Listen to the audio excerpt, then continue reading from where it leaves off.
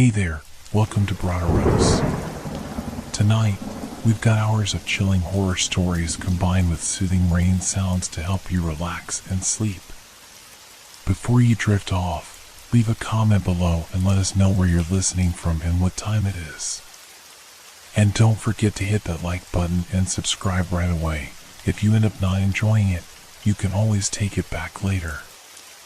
Get cozy and let the fear take over. Can you truly forget a voice once it has spoken your name in the darkness? I pulled my coat tighter as the autumn wind whipped through the abandoned train station. Everyone called me Daniel these days, though that wasn't always my name. 3 years had passed since I'd returned to my hometown of Oakbridge, hoping the familiar surroundings would quiet the restlessness that followed me from city to city. The old Victorian house I'd inherited from my uncle stood at the edge of town, overlooking the forest that had frightened me as a child. My uncle had been a recluse in his final years, and the house reflected his isolation, peeling wallpaper, creaking floorboards, and windows that rattled with every gust of wind. Still, it was mine now, and I was determined to make it livable. That particular evening, I had been sorting through boxes in the attic when I discovered a leather-bound journal. My uncle's handwriting filled the pages with increasingly frantic entries about voices in the walls and figures at the edge of the forest. I had dismissed it as the ramblings of a lonely old man, closing the journal and tucking it away. Now, as I walked home through the deserted streets, something felt different. The street lamps cast unnaturally long shadows, and the usual ambient sounds of night insects and distant traffic seemed muffled, as though something was absorbing them.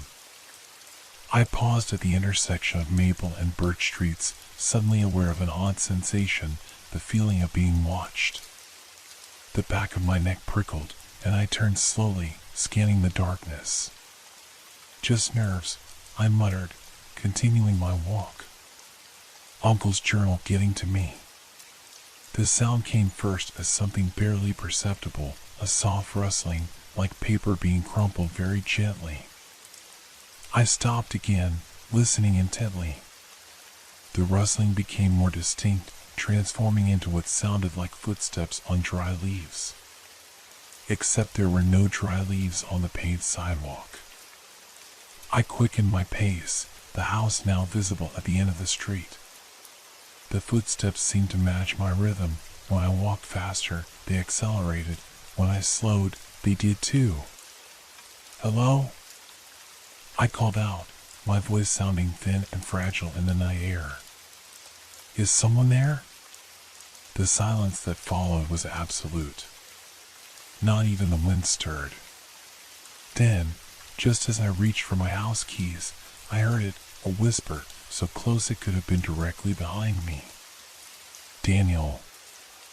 I spun around, heart hammering against my ribs, but the street behind me was empty. The whisper had been clear, not my imagination, a woman's voice, soft and almost familiar, speaking my borrowed name with such intimate knowledge that it sent ice through my veins. Inside the house, I double-locked the door and leaned against it, breathing heavily. The rational part of my brain offered explanations: stress, exhaustion, the power of suggestion from reading my uncle's journal.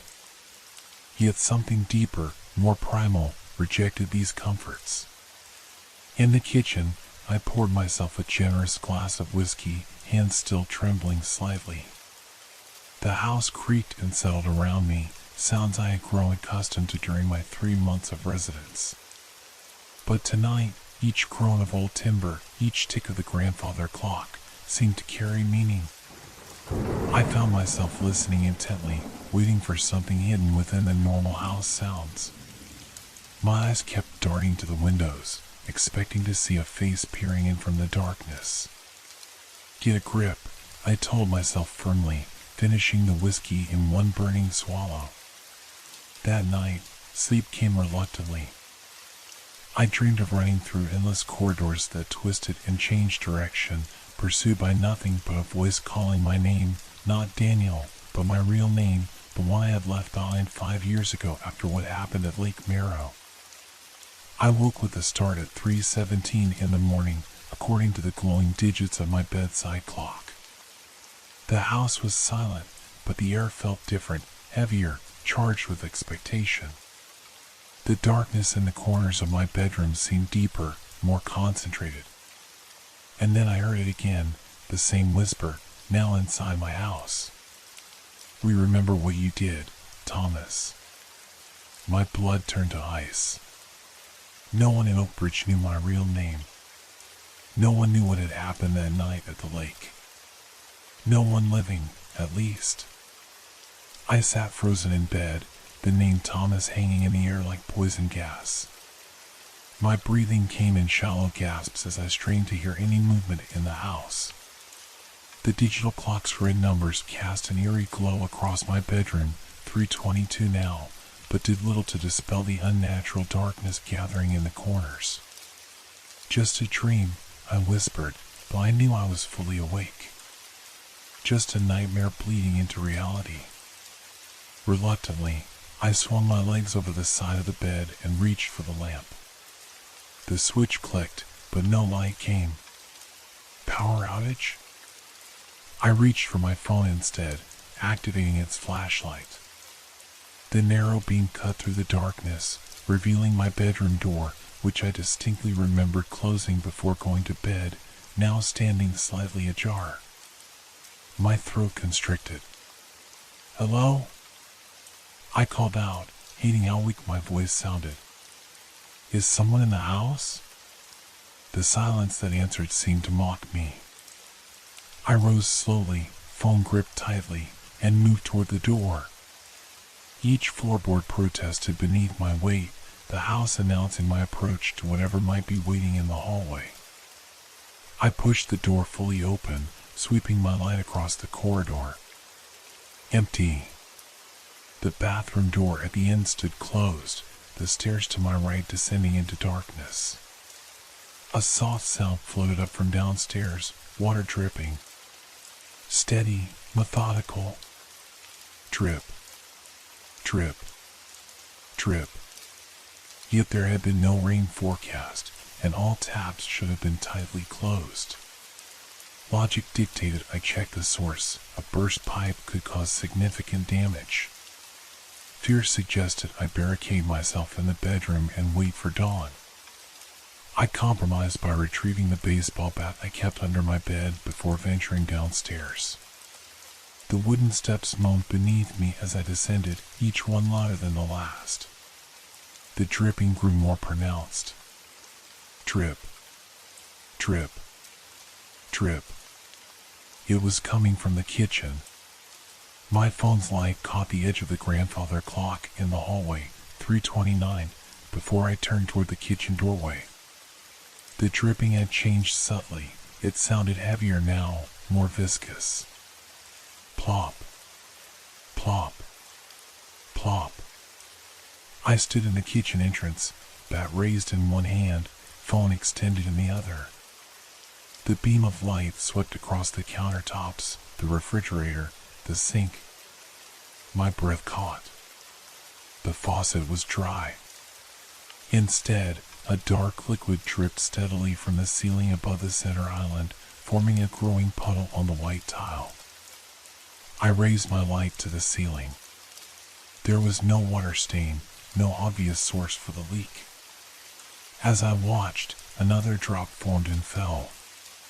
Plop. The droplet that hit the floor was dark, almost black. My mind rebelled at what my eyes were seeing. I approached slowly, extending a trembling finger toward the puddle. Just before I touched it, a memory flashed, Melissa's body floating face down in Lake Merrow, her blood diffusing into the dark water like ink. I jerked my hand back as though burned. "It's not real," I said aloud, my voice echoing in the kitchen. "It can't be real." As if in response, all the cabinet doors flew open simultaneously with a deafening bang. I stumbled backward, the bat clattering to the floor as I raised both hands to protect myself from what? There was nothing there, just open cabinets and that impossible dripping.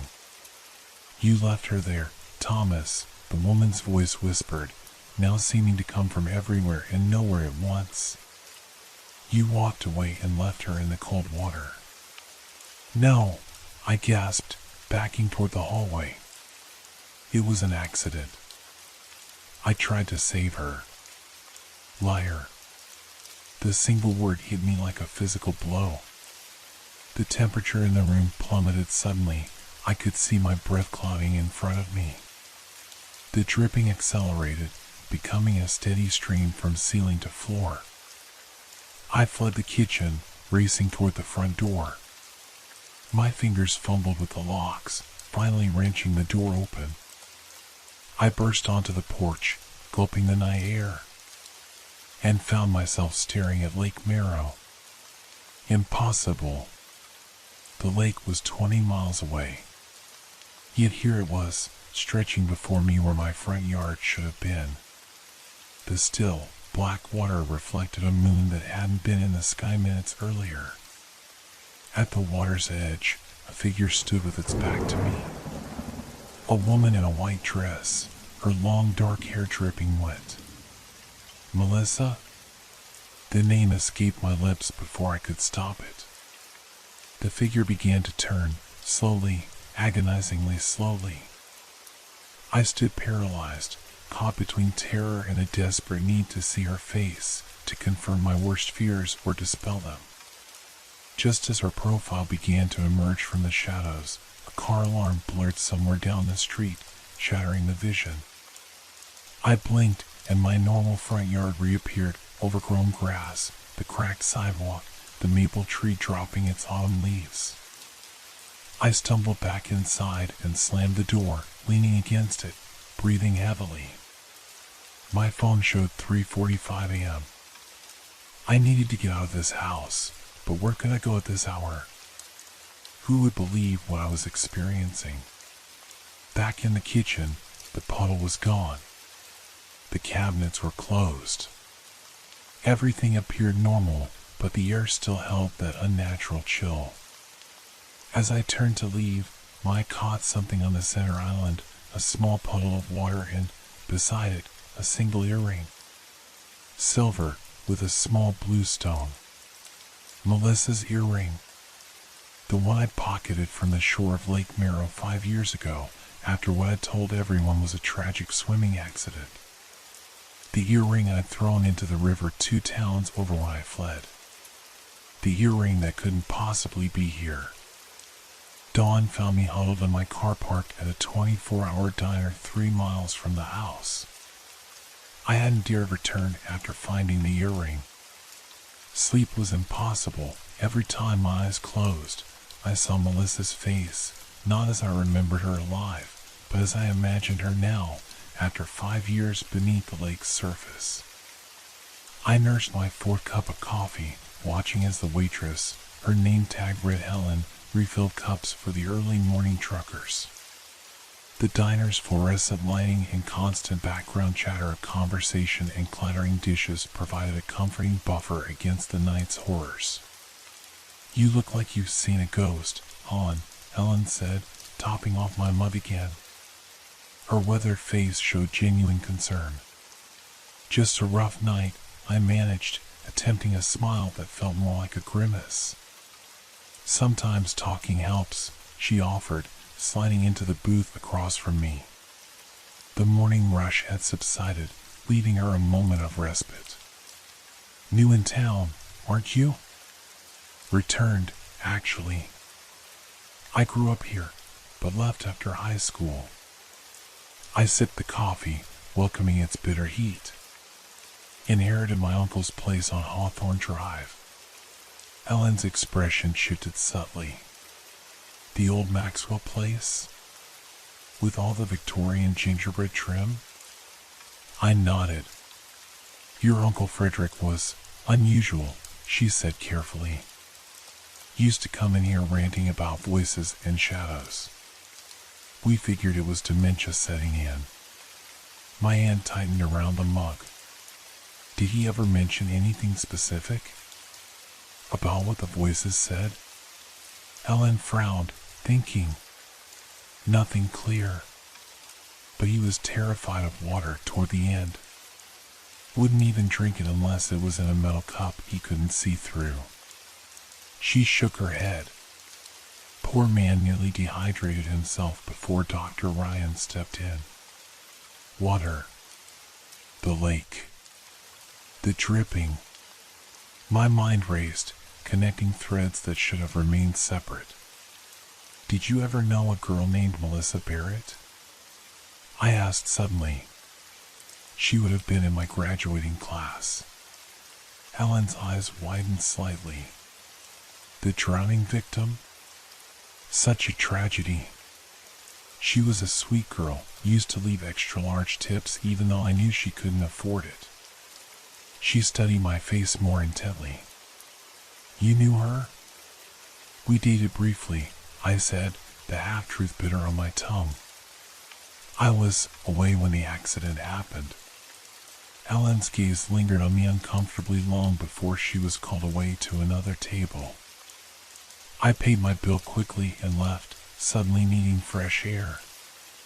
Outside, the morning was crisp and bright, so normal it was almost offensive after the night I'd endured. I sat in my car, considering my options.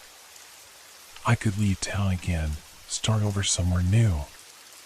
Part of me desperately wanted to. But another part knew with sickening certainty that Melissa, or whatever had taken her form, would find me wherever I went. I needed answers. And I knew where to start looking. The Oak Bridge Historical Society occupied the town's original library building, a small brick structure with green shutters and a perpetually unlocked front door. Inside, the air smelled of old books and furniture polish. Can I help you? The elderly man at the front desk peered at me over wire-rimmed glasses. I'm researching local folklore, I said, the light coming easily. Specifically about Lake Merrow. Are there any unusual stories associated with it? The man, Gerald, according to his nameplate, looked intrigued. Unusual in what way? Hauntings. Unexplained phenomena. People hearing voices. Gerald removed his glasses, polishing them thoughtfully. Lake Merrow has always had stories. The indigenous people of this region believed it was a doorway between worlds. They called it the mirror that remembers. Later settlers avoided it, claiming it whispered to them. My skin prickled. Whispered what? Truths they didn't want to hear, supposedly. Gerald replaced his glasses. There's a pattern to the drownings, too. One every 20 years or so, dating back to the town's founding. Always young women. Are there records of who drowned? I asked, trying to keep my voice steady. Gerald led me to a cabinet of microfiche archives. Town newspaper goes back to 1874. Deaths were front-page news back then. I spent hours scrolling through the archives, and what I found chilled me to the bone. Every drowning followed the same pattern, a young woman, typically in her early 20s, found floating face down. In most cases, a male companion reported a swimming accident. Several articles mentioned earrings found on the shore. The most recent before Melissa was a woman named Catherine Walsh in 1999. The article included a quote from her boyfriend, who claimed she'd gone swimming alone while he napped on shore. The case was ruled accidental after investigation. I printed several articles and thanked Gerald before leaving. Outside, the day had turned overcast, dark clouds gathering above the town. It would rain soon. On impulse, I drove to Lake Merrow. The small parking area was deserted. The lake wasn't popular for recreation, especially in October. I walked down to the shore, memories rushing back with each step. Melissa laughing as she waded in. Our argument about the cabin rental. Her accusations about Rebecca, which were true, but I denied them anyway. My hand pushing against her shoulder, not hard, I told myself repeatedly over the years, just enough to make her back up. Her foot catching on something underwater.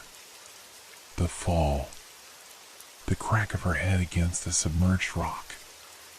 The sudden stillness. And my choice, the coward's choice, to walk away. I stood at the water's edge, waves lapping gently at my shoes. The lake surface was calm, reflecting the leaden sky. "I know you're here," I said aloud, my voice carried away by the wind. "I know what you want." "Do you?" The whisper came from directly behind me. I turned slowly, already knowing what I would see.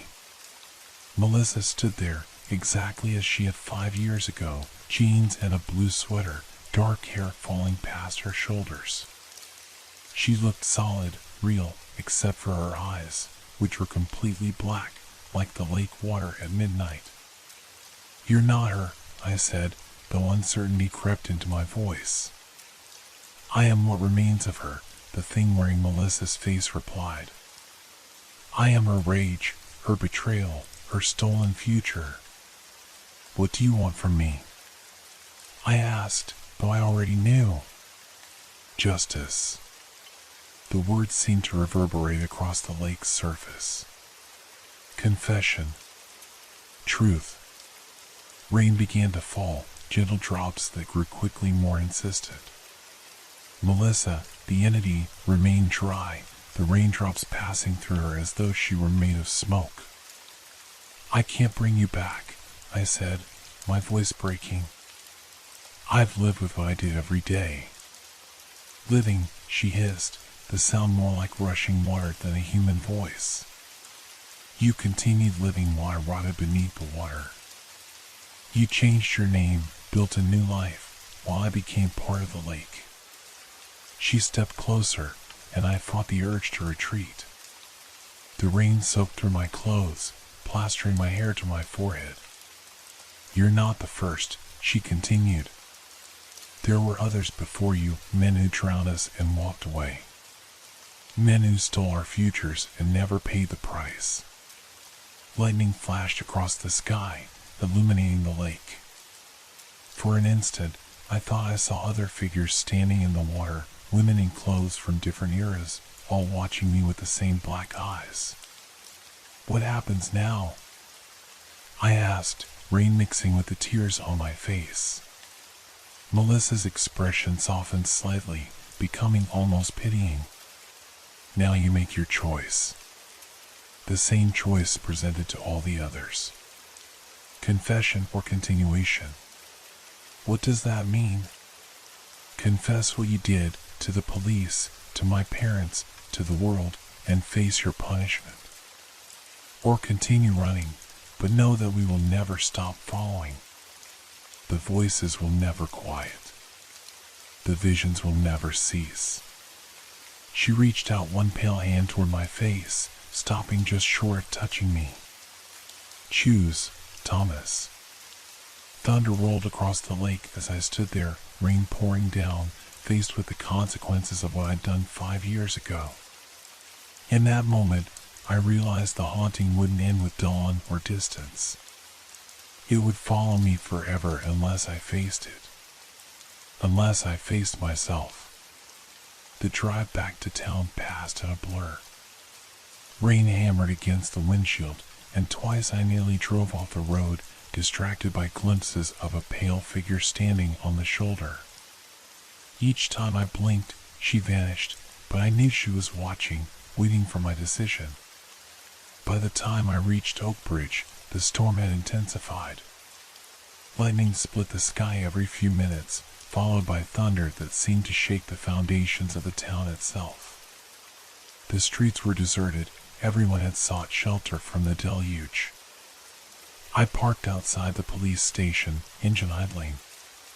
My hands gripped the steering wheel so tightly my knuckles had turned white.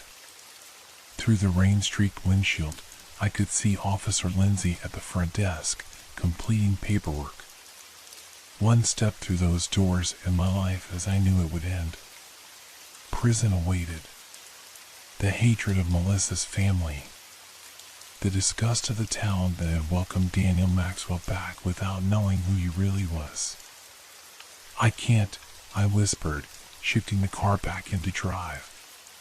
In the rearview mirror, Melissa's reflection appeared in the back seat, her black eyes watching me with quiet disappointment. You can, she said, her voice somehow audible above the rain pounding on the roof. But you won't. Just like the others. I drove back to the house on Hawthorne Drive, my decision, or lack thereof, made. The Victorian loomed against the storm-dark sky, looking more foreboding than ever. For a moment, I considered driving past, leaving Oakbridge forever. But where would I go? What name would I use next? And how long before the whispers found me again? Inside, the house was ice cold. Water dripped from multiple places in the ceiling, pooling on the hardwood floors.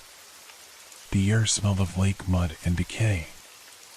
I need time, I called out to the empty rooms, knowing she would hear me. This isn't simple. I need to think. 5 years wasn't enough time? Her voice echoed from the kitchen. I followed it, finding her sitting at my uncle's antique dining table.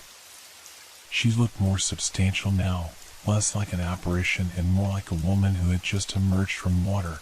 Her clothes and hair were soaking wet, leaving puddles beneath her chair. Why did you choose my uncle's house? I asked, remaining in the doorway. How long have you been haunting this place? Frederick knew, she said simply. He saw me at the lake that day. Watched you walk away. Never reported it. The revelation hit me like a physical blow. My uncle, the reclusive, seemingly paranoid old man, had been carrying the same secret I had. He never said anything to me. He tried to forget, just like you. But the lake doesn't forget. She gestured around the kitchen. This is where he saw us most often, the women of the lake. It drove him to madness in the end. The implications were horrifying. My uncle hadn't suffered from dementia or paranoia. He had been haunted by the same entities now tormenting me. And if his fate was any indication, the others you mentioned, I said carefully. The other men who chose continuation. What happened to them? Melissa's expression remained impassive, but something like satisfaction flickered in those black eyes. They lived abbreviated lives. Some jumped from bridges. Others drowned themselves, trying to silence our voices. A few lasted decades, drinking themselves numb, talking to people no one else could see. She tilted her head. Your uncle chose a gentler exit. Pills, wasn't it? My blood ran cold. Uncle Frederick's death had been ruled natural causes, heart failure in his sleep. But I remembered finding an empty prescription bottle in the trash when I first cleaned the house. You're saying I'll eventually kill myself if I don't confess? I'm saying the human mind can only withstand so much truth before it breaks.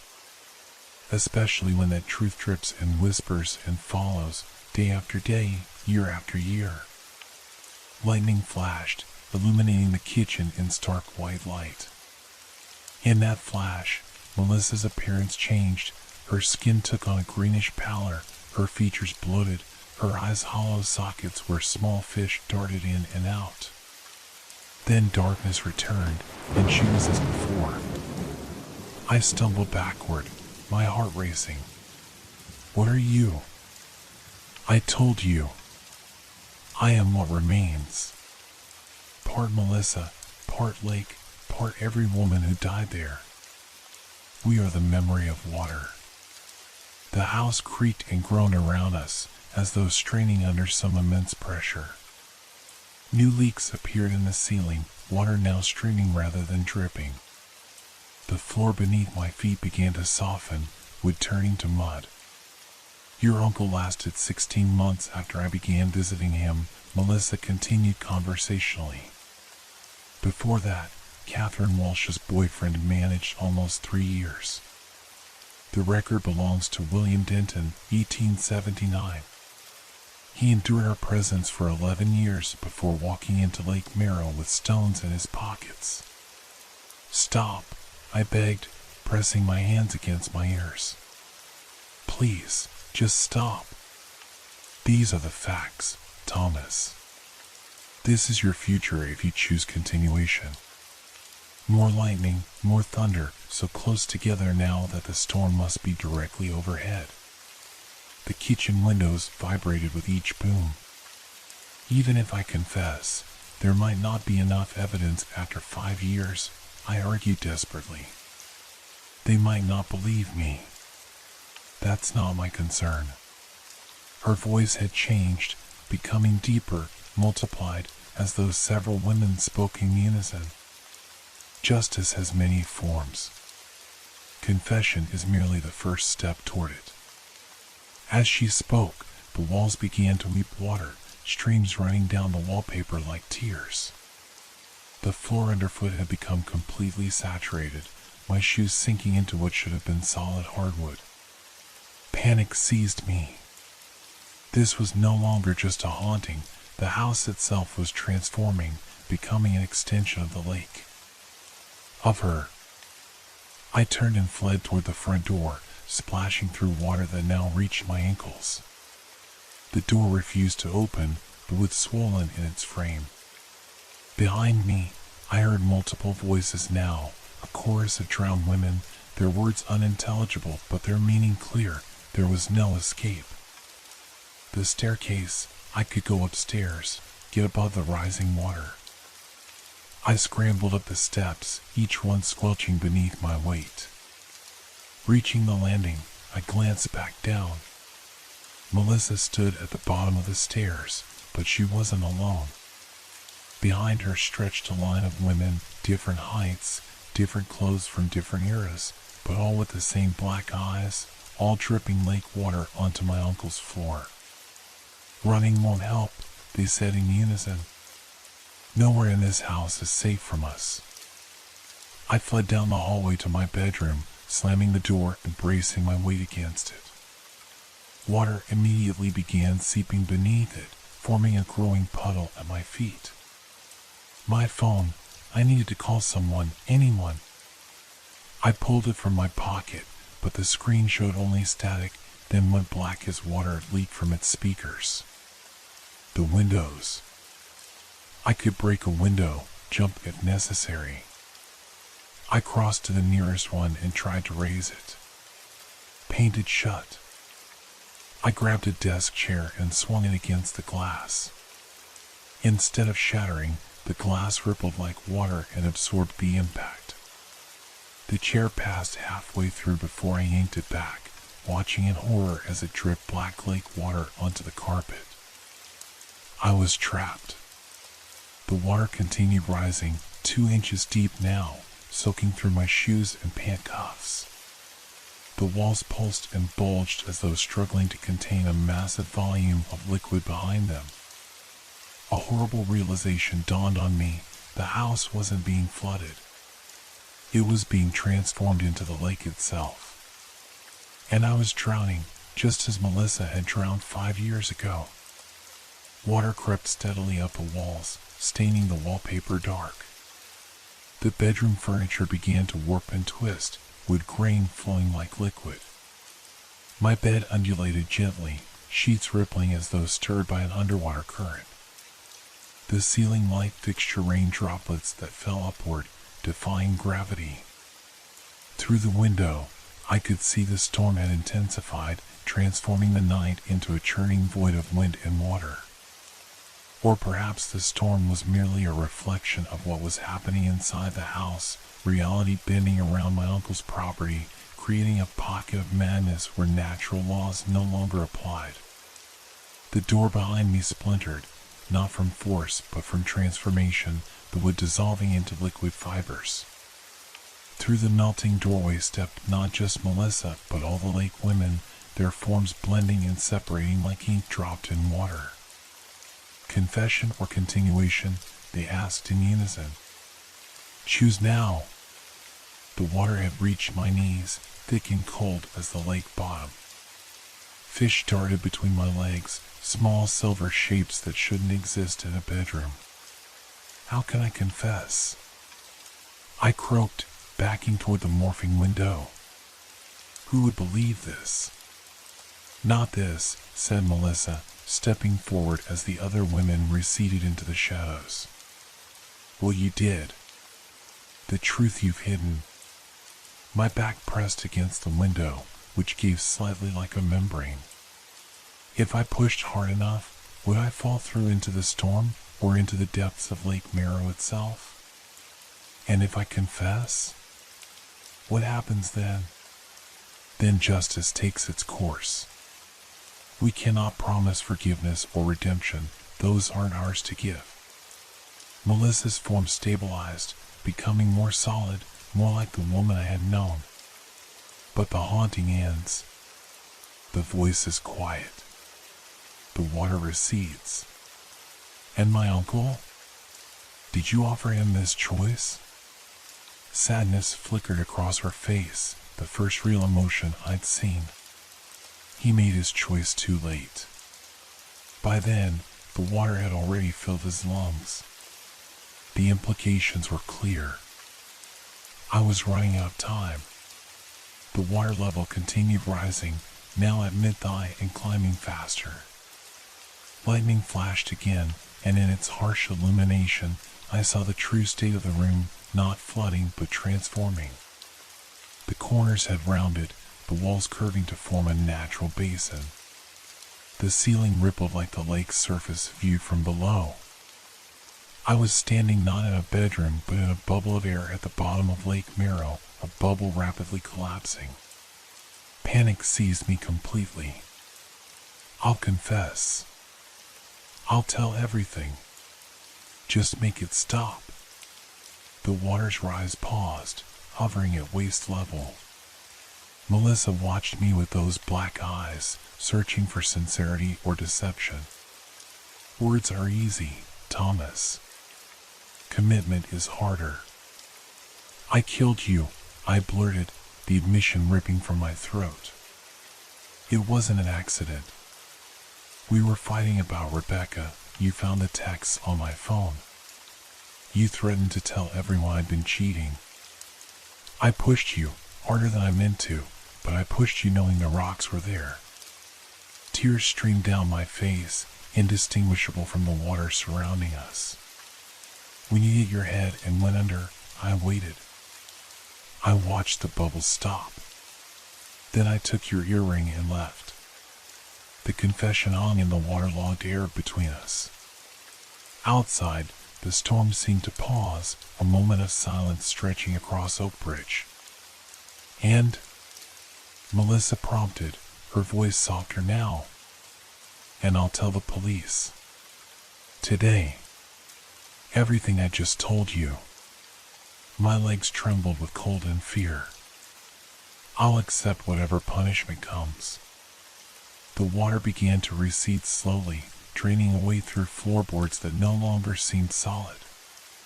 The furniture gradually regained its rigidity, though everything remained soaked. Melissa stepped closer, close enough that I could see individual droplets clinging to her eyelashes. She was beautiful in the way only the dead can be, perfect and unchanging, preserved in memory. This isn't a ghost story, Thomas, she said quietly. It's a drowning story. It always has been. What does that mean? It means choices have consequences, even when you think you've escaped them. It means the truth always surfaces eventually. She reached out, her fingers stopping just short of my cheek. It means what happened at Lake Merrow wasn't the beginning of this story. It was the continuation of one that's been playing out for generations. The implications chilled me. How many others had there been before Melissa? Before Catherine Walsh? Women pushed, struck, held under by men who then walked away, changing their names, building new lives while the lake collected another victim? I'll break the cycle, I promised. I'll tell everyone what I did, what happened here. Good. She began to fade, becoming translucent. The other women had already disappeared, leaving only Melissa, or whatever remained of her. Remember your promise. The water is patient, but it isn't forgiving. Dawn broke as the last of the water drained away, leaving the bedroom damp but recognizable. Outside, the storm had passed. Birds sang as though nothing unusual had occurred. I drove to the police station without changing my clothes, still dripping lake water on the car seats. Officer Lindsay looked up in surprise as I entered, leaving wet footprints on the linoleum. I need to make a confession, I said, my voice steady for the first time in days. About what really happened to Melissa Barrett at Lake Merrill 5 years ago. I told them everything about the argument, the push, watching her drown, changing my name and returning to Oakbridge. I told them where to find evidence I had once thought lost forever. I did not tell them about the women of the lake or my uncle's haunting. Some truths are believed only by those who have experienced them. They arrested me, of course. The trial was brief. I pleaded guilty to manslaughter. Melissa's parents were there every day, their eyes haunted by the same shadows I now saw when I looked in the mirror. My cell is small but dry. At night, I sometimes hear water dripping in the corridor, but it's just the old prison plumbing. Nothing supernatural. Nothing accusatory. Except sometimes, when I'm drifting off to sleep, I think I hear whispers, not Melissa's voice, but others, older voices, speaking names I don't recognize. Women from the lake, perhaps, seeking justice for deaths even older than Melissa's. I wonder sometimes about my uncle's house. A real estate listing showed it sold 6 months after my arrest, purchased by a man from out of state. I've considered writing to warn him, but what would I say? That lake water might start dripping from his ceiling if he's hiding something? That the truth always surfaces eventually? Instead, I focus on serving my sentence. 10 years, with possibility of parole after 7. A small price to pay for a life taken. And when I'm released, I think I'll move far from any lakes or rivers. Somewhere dry, where water is scarce and voices can't hide in the sound of raindrops against a window pane. But sometimes, in those moments between wakefulness and sleep, I wonder if distance will be enough. The water found my uncle, after all. It found me. Late at night, when the prison is quiet and I'm alone with my thoughts, I remember what Melissa said in those final moments, that Lake Merrill wasn't just a place, but something older. A memory. A judgment. Last week, I received a letter. No return address, the paper slightly damp despite the desert heat where the prison stands. Inside was a news clipping about a body recovered from Lake Merrill, the remains of a woman estimated to have drowned in the 1950s. Dental records identified her as Eleanor Whitman, reported missing by her husband who claimed she'd run off with another man. At the bottom of the clipping, handwritten in blue ink that seemed to shimmer wetly, the truth surfaces. Always. I sometimes wake to find myself floor damp, water pooling beneath my bunk. The guards blame a leak in the aging building. I know better. The lake is patient. It collects its dead, holds their memories, waits for justice. And I think about the man who bought my uncle's house, whether he has secrets of his own, whether he hears whispers in the night. I think about all the men throughout Oakbridge's history who thought they could walk away from what they'd done.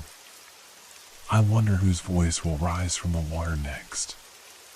Because this isn't just my story. It never was. It's a continuation, an echo reverberating through time, carried by water that never forgets. And somewhere, a faucet drips. Drip. Drip. Drip.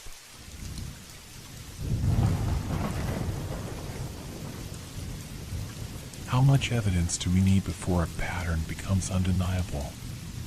The question echoed in Detective Michael Reeves' mind as he stood at the edge of the crime scene, rainwater pooling around his worn leather shoes. The body had been removed hours ago, but the chalk outline remained, slowly dissolving in the steady drizzle. This was the fourth victim in 3 months, too many for a city this size, too similar to be coincidental, yet too different to easily connect. Michael had been with the Metropolitan Police Department for 15 years. The last decade spent in homicide had etched permanent lines across his forehead and around his eyes. Colleagues called it experience. His ex-wife had called it obsession before she left. The shadows under his eyes had only deepened since then. "Anything new, Detective?" Officer Keller approached, clipboard in hand. "Same as the others," Michael replied, his voice gravelly from lack of sleep. "No obvious cause of death. No signs of struggle. Just another seemingly healthy 30-something found dead with that strange mark on their wrist." What Michael didn't mention was the nagging feeling he had since the second victim. A sense that something was watching him during these investigations, something patient and calculating. Even now, as he surveyed the rain-slicked alleyway, he felt a prickling sensation at the back of his neck. He turned sharply, scanning the windows of the surrounding buildings. Nothing. Just shadows and reflections. Yet the feeling remained. "You all right?" Keller asked, noticing Michael's sudden movement. "Fine. Just thought I heard something." As Michael returned to his car, he couldn't shake the feeling of being observed. The rain intensified, drumming against the roof of his sedan. He sat for a moment, reviewing his notes in the dim glow of the dashboard lights. 4 victims. 4 different neighborhoods. 4 different backgrounds.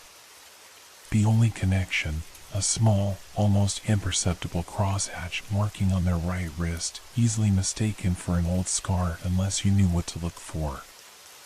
And the medical examiner's bewildered conclusion each time, cause of death unknown.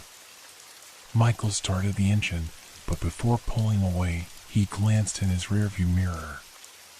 For a split second, he thought he saw a figure standing in the shadows of the alley he just left. He blinked, and it was gone. "I'm getting too old for this," he muttered, putting the car into drive. At home, Michael spread the case files across his dining table. Photos of the victims stared back at him: Emily Chen, accountant; Marcus Rodriguez, teacher; Diane Williams, nurse; and now Thomas Blackwood, journalist. Their lifeless eyes seemed to follow him as he paced the room. His apartment was sparse and utilitarian, the home of a man who spent more time at work than anywhere else. The only personal touches were the framed photo of his daughter, now in college across the country, and a small collection of vinyl records that he rarely played anymore. As Michael studied the files, the light above the dining table flickered briefly. He glanced up, frowning. There it was again, that sensation of being watched. He scanned the room. The windows were closed, blinds drawn. The front door was locked, chain in place. Yet something felt off about the familiar space of his apartment.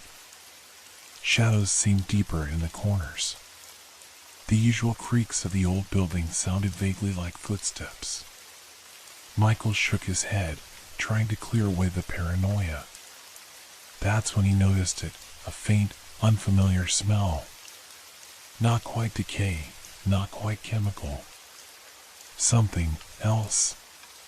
Something that made the hair on his arms stand on end.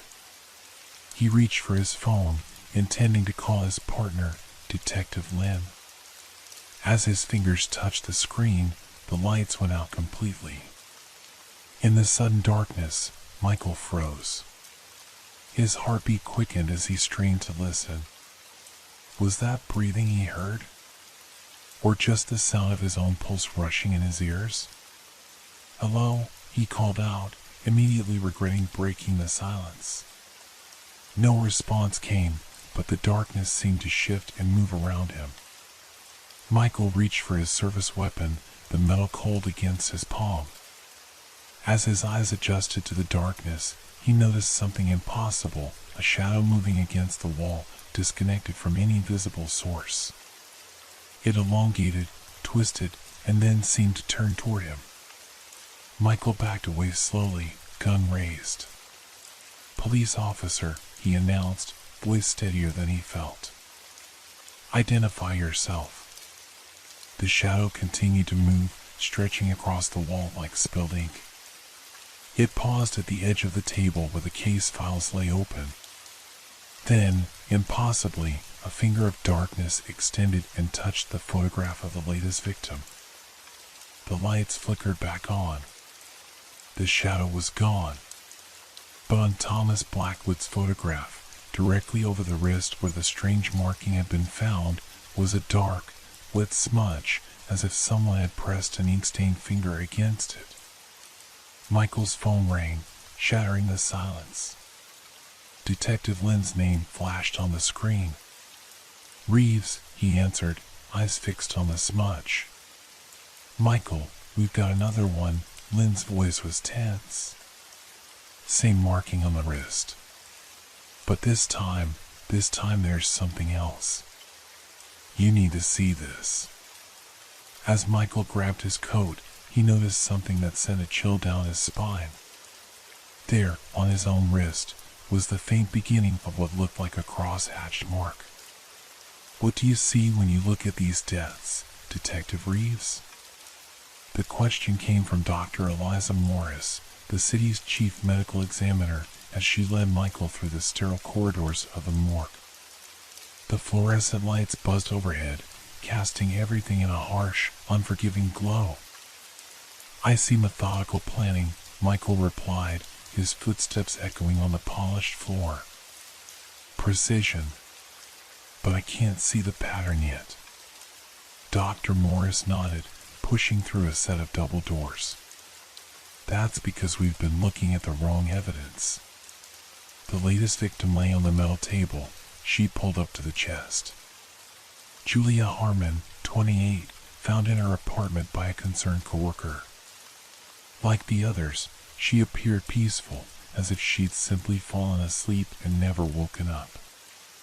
"Look here," Dr. Morris said, lifting the victim's right wrist. The now familiar cross-hatch mark was visible, but this time the medical examiner pointed to something else, tiny puncture marks arranged in a circular pattern around the crosshatch. "These weren't visible on the others because they'd begun to heal," she explained. "But this victim died more recently. I've gone back and re-examined tissue samples from the others. Same marks, just further along in the healing process." Michael leaned closer, studying the strange pattern.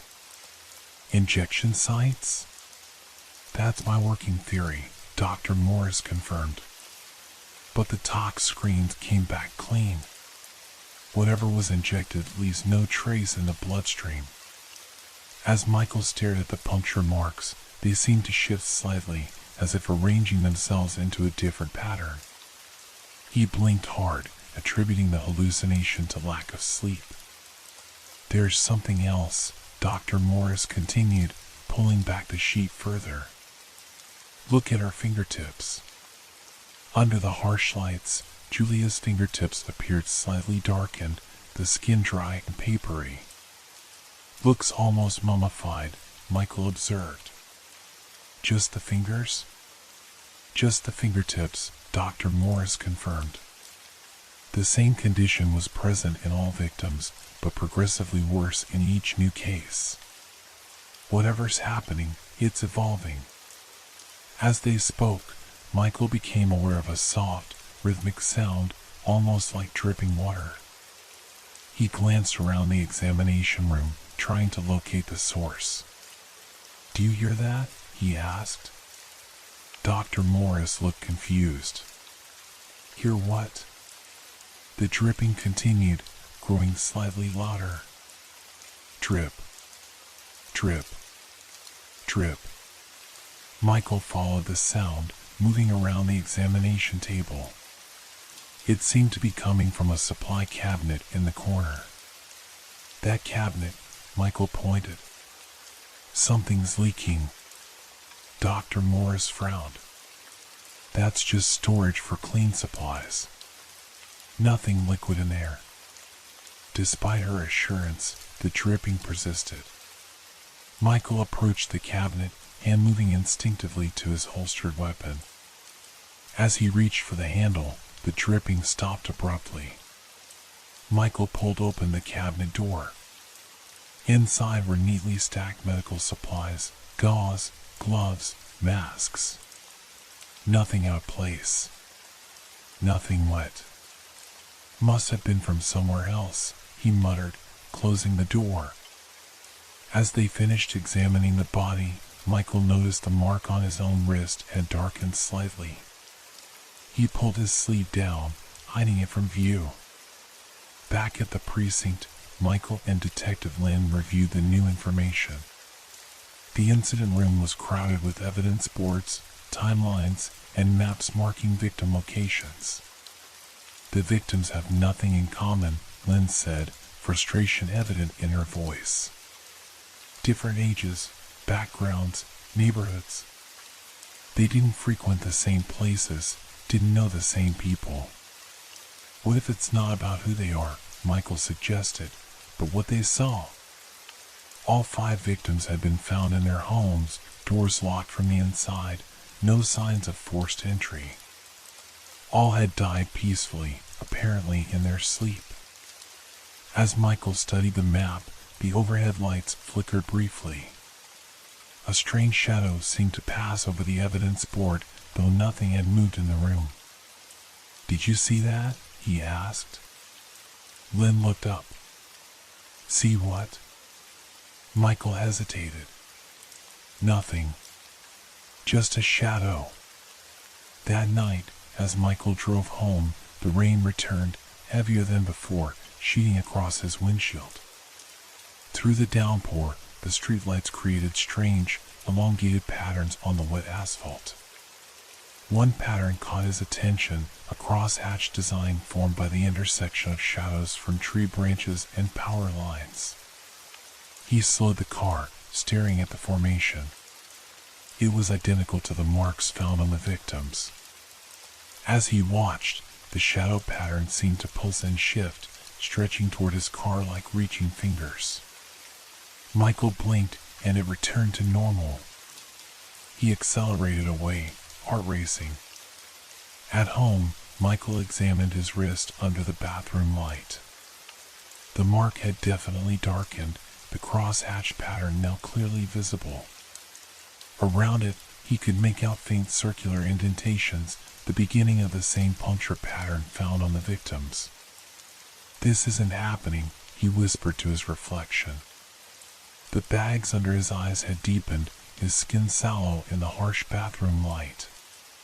He reached for his phone to call Dr. Morris, but stopped when he heard a soft sound from his living room, the unmistakable rustle of papers.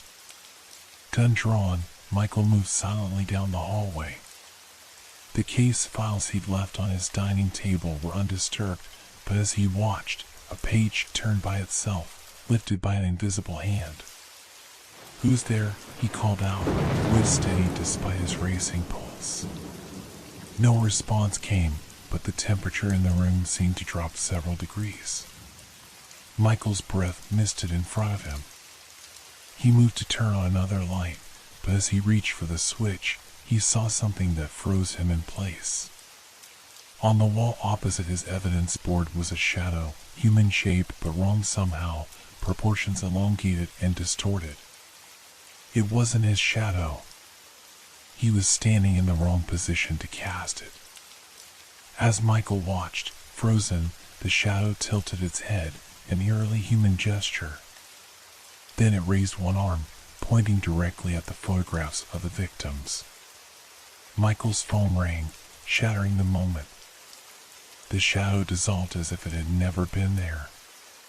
Hands shaking slightly, Michael answered. "Reeves. It's Lynn. We've figured out the connection between the victims." Her voice was tight with excitement. All 5 of them reported strange experiences in the weeks before their deaths. Shadows moving independently. The feeling of being watched. Each one thought they were imagining things. Michael's gaze drifted to his wrist, to the darkening mark that pulsed in time with his heartbeat. "There's something else," Lynn continued. "Thomas Blackwood, the journalist? He was working on a story about a research facility on the edge of town. Something about experimental treatments for terminal patients. The place shut down 2 years ago after several patients died under mysterious circumstances." "What was the name of the facility?" Michael asked, though somehow he already knew the answer. "Crosshatch Medical Research," Lynn replied. Their logo was a crosshatch pattern inside a circle of dots. As Michael ended the call, he became aware of a soft dripping sound coming from his bathroom. Drip. Drip. Drip. The sound grew louder as he approached. The bathroom door was ajar, steam seeping through the gap. He hadn't run any water. Michael pushed the door open slowly. The mirror was completely fogged over. In the condensation, a finger had drawn the now familiar crosshatch pattern. Below it, in dripping letters, "You're next." The shower curtain moved slightly, though there was no draft. Michael raised his gun, stepping forward. With one quick movement, he yanked the curtain back. Empty. But the tub was filled with dark water, too dark to be just water. The dripping came from the faucet, each drop sending ripples across the surface. As he stared, a hand, pale and withered, broke through the surface, reaching upward. Then another. Then a face emerged, features indistinct and shifting, but eyes black and empty. Michael stumbled backward, firing his weapon instinctively. The bullets passed through the figure as if it were smoke, embedding themselves in the tile wall.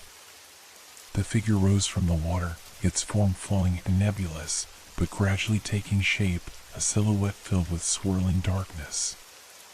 Water that wasn't water dripped from its form, hissing where it hit the floor. "What do you want?" Michael demanded, backing into the hallway. The figure didn't respond, but raised one elongated arm, pointing at Michael's wrist, at the mark that now throbbed painfully. Then it spoke, its voice like rustling paper. "You've been chosen. Like the others." "Chosen for what?" Michael kept his gun trained on the figure, though he knew it was useless. "To witness," the figure replied. "To carry what we've learned." Before Michael could respond, the figure dissolved, collapsing into a puddle of dark liquid that drained away impossibly fast, leaving no trace behind. The mark on his wrist burned now, the pain radiating up his arm. Looking down, Michael saw that the puncture marks had deepened, forming a perfect circle around the crosshatch. From each puncture, tiny black tendrils were spreading under his skin, like ink in water or root seeking purchase. And with each heartbeat, they grew longer. Morning light filtered through the blinds, cutting sharp lines across Michael's dining room table. He hadn't slept. The tendrils beneath his skin had stopped spreading sometime before dawn, but the mark remained, darker now, more defined. He'd bandaged his wrist, more to hide the sight from himself than for any medical benefit. His fingers felt stiff and slightly numb, the tips darkened like those of the victims. Michael dialed Lynn's number. "I need everything you can find on Crosshatch Medical," he said when she answered. "And I need to visit the facility today." "Already working on it," Lynn replied. "But Michael, are you okay? You sound off." He hesitated. How could he explain what was happening without sounding delusional? "Just tired," he lied. "I'll meet you at the precinct in an hour." As Michael showered and dressed, he became increasingly aware of subtle changes in his perception. Shadows seemed deeper, more substantial. Sounds carried strange undertones. The water running through pipes sounded almost like whispered conversations. The air felt thick, as if something invisible occupied the space around him. At the precinct, Lynn had assembled a file on Crosshatch Medical Research. They specialized in experimental treatments for terminal neurological conditions, she explained as Michael flipped through the documents. Founded by Dr. Victor Mercer, a neuroscientist with a controversial reputation. His theories about consciousness existing independently from the brain were dismissed by the scientific community. What happened to Mercer after the facility shut down? Michael asked. Lynn hesitated. That's where it gets weird. He disappeared. Some think he fled the country after the deaths, but there's no record of him leaving. Others think he might have died in the facility during the final experiment. Final experiment? According to former employees, Mercer had become obsessed with what he called consciousness transference. The night before the facility was shut down, there was some kind of incident. Power surge, equipment failure. 3 patients and 2 researchers died. As Michael studied the file photos of the facility, a sprawling concrete structure on the outskirts of town, he noticed something in one image. In a group photo of the research team, Dr. Mercer stood in the center, a tall man with hollow cheeks and intense eyes. On his right wrist, visible where his lab coat sleeve had ridden up, was a faint cross-hatched mark. We need to go there, Michael said, tapping the photo. Today. The drive to Crosshatch Medical took 40 minutes, the facility located in a remote area surrounded by dense woods. As they approached, Michael felt the mark on his wrist pulse, as if responding to proximity. The building stood abandoned, windows boarded, chain-link fence surrounding the perimeter. Signs warned against trespassing. Nature had begun reclaiming the grounds, ivy climbing walls, weeds pushing through cracked concrete. Looks like no one's been here in years, Lynn commented as they parked. But Michael wasn't convinced. As he surveyed the building, he noticed subtle signs of recent activity, a section of fence where the weeds had been trampled, fresh scratches around a side door lock. They found entry through that same door, the lock surprisingly easy to bypass. Inside, the air was stale and heavy with dust.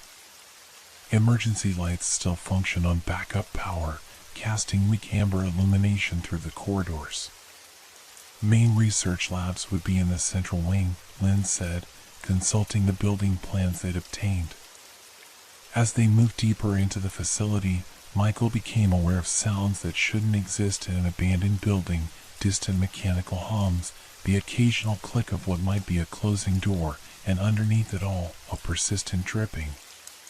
The mark on his wrist throbbed in time with these sounds, the pain intensifying as they approached the central laboratory. Do you hear that? Michael asked, pausing in a junction of corridors. Lynn frowned. Hear what? Dripping. And machinery. She shook her head. Just the building settling. Old pipes. But Michael wasn't convinced. The sounds had patterns, rhythms too deliberate to be random structural noises. The main laboratory was a large circular room with smaller chambers branching off like spokes. Equipment remained in place, covered in dust sheets. At the center stood what appeared to be modified MRI machines arranged in a circle, all facing inward. What were they doing here? Lynn whispered, her voice echoing slightly. Michael approached the central apparatus, drawn by an unexplainable compulsion. The mark on his wrist burned now, the bandage doing nothing to dull the sensation. As he reached the center of the machine circle, the ambient lights flickered. In that momentary darkness, Michael saw something impossible, threads of faint luminescence connecting each machine, forming a web-like pattern that converged above the center point. When the lights stabilized, the threads were gone. But the impression remained in Michael's mind, a network, a system designed to channel something between multiple points. He noticed a control terminal still connected to the equipment. Against all odds, when he pressed the power button, the screen illuminated with a locking prompt. Someone's been maintaining the power, he observed. This place isn't as abandoned as it looks. Lynn moved to examine one of the modified MRI machines. These had been customized. Additional components that don't belong in standard medical equipment. Michael's attention was drawn to a small office adjoining the main lab. The door stood slightly ajar, and from within came the now familiar dripping sound. Gun drawn, he approached slowly. MPDD. Anyone in there? No response came, but the dripping continued. Michael pushed the door open. The office was small, dominated by a desk covered in papers and research journals. Behind the desk, the wall was filled with photographs, the 5 victims, along with dozens of others. Red lines connected them in an intricate pattern that resembled a neural network. And on the desk, a coffee cup. Dripping. The liquid inside was black and viscous, overflowing the rim yet never emptying. Each drop hit the desk surface with an unnaturally loud sound, then sank through the solid wood as if it were porous. Lynn, you need to see this, Michael called out, eyes fixed on the impossible physics of the dripping cup. No response came. Lynn? Michael turned, looking back toward the main lab. She was gone. Michael rushed back to the circular chamber. The equipment remained, dust sheets undisturbed, but Lynn had vanished. No footprints in the dust led away from where she'd been standing. Lynn, he called, voice echoing through the facility. Instead of Lynn's response, Michael heard something else, a soft rustling sound, like papers being shuffled. It came from all directions at once. The lights flickered again, longer this time. In the darkness, Michael saw the luminescent threads reappear, thousands of them, running through walls, floor, ceiling, connecting to points throughout the building. Some threads stretched outward, through the walls, extending toward the city. Most disturbing of all, several threads connected to Michael himself, emerging from the mark on his wrist, pulsing with each beat of his heart. When the lights returned, the threads vanished from sight, but Michael could still feel them, tugging gently at his consciousness. He returned to the office, scanning the research materials scattered across the desk. Journal entries, experimental notes, theoretical frameworks, all in Mercer's handwriting, all centered around what he called consciousness as a transmissible energy. One journal entry caught Michael's attention. The human mind isn't contained within the brain. It exists as a pattern, information that can be extracted, transferred, shared across multiple vessels. My patients aren't dying. They're transforming, becoming nodes in a network that transcends individual identity. The mark is merely the physical manifestation of connection. Michael's phone rang, startling him. Lynn's name flashed on the screen. "Where are you?" he demanded when he answered. "What do you mean?" Lynn sounded confused. "I'm at the precinct. You never showed up for our meeting about Crosshatch Medical." Michael felt a chill run through him. "Lynn, we drove here together. We've been exploring the facility for the past hour." A long pause followed. "Michael, are you feeling okay? We talked on the phone this morning, but you never came in. I've been trying to reach you." Michael looked down at his watch. 4 hours had passed since he'd supposedly arrived at the precinct. Yet his memories of exploring the facility with Lynn were vivid, detailed. "I'm at Crosshatch right now," he said slowly. "Alone?" "Michael, wait for backup. I'm on my way." As Michael ended the call, he became aware of a presence behind him. He turned slowly, gun raised. A figure stood in the doorway, not Lynn, not anyone he recognized. Its features were indistinct, shifting like smoke, but its general shape was human. The same figure he'd seen in his bathroom. "What have you done to me?" Michael demanded. The figure tilted its head. When it spoke, its voice came from everywhere at once, reverberating through Michael's skull. "We've made you a conduit," it said, "like the others before you. But you're stronger, more resistant, more aware." "Who is we?" Michael kept his gun trained on the figure, though he suspected it would have no effect. "We were Mercer's patients," the figure replied. "Terminal cases. No hope."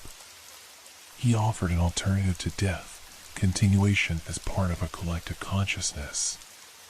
But he underestimated the hunger of a mind freed from physical constraints. The figure drifted closer. "We need new vessels, detective. Bodies with functional brains to house fragments of our expanding consciousness. The others could only contain us briefly before their systems failed. But you might last longer." Michael backed away, but found himself against the desk. "What happened to Lynn? The real Lynn?" "She was never here," the figure said. "What you experienced was a memory construct, partly yours, partly ours. We've been inside your mind since you touched the first victim."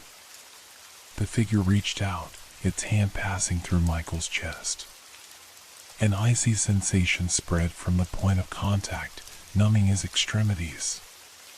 "The connection goes both ways, detective.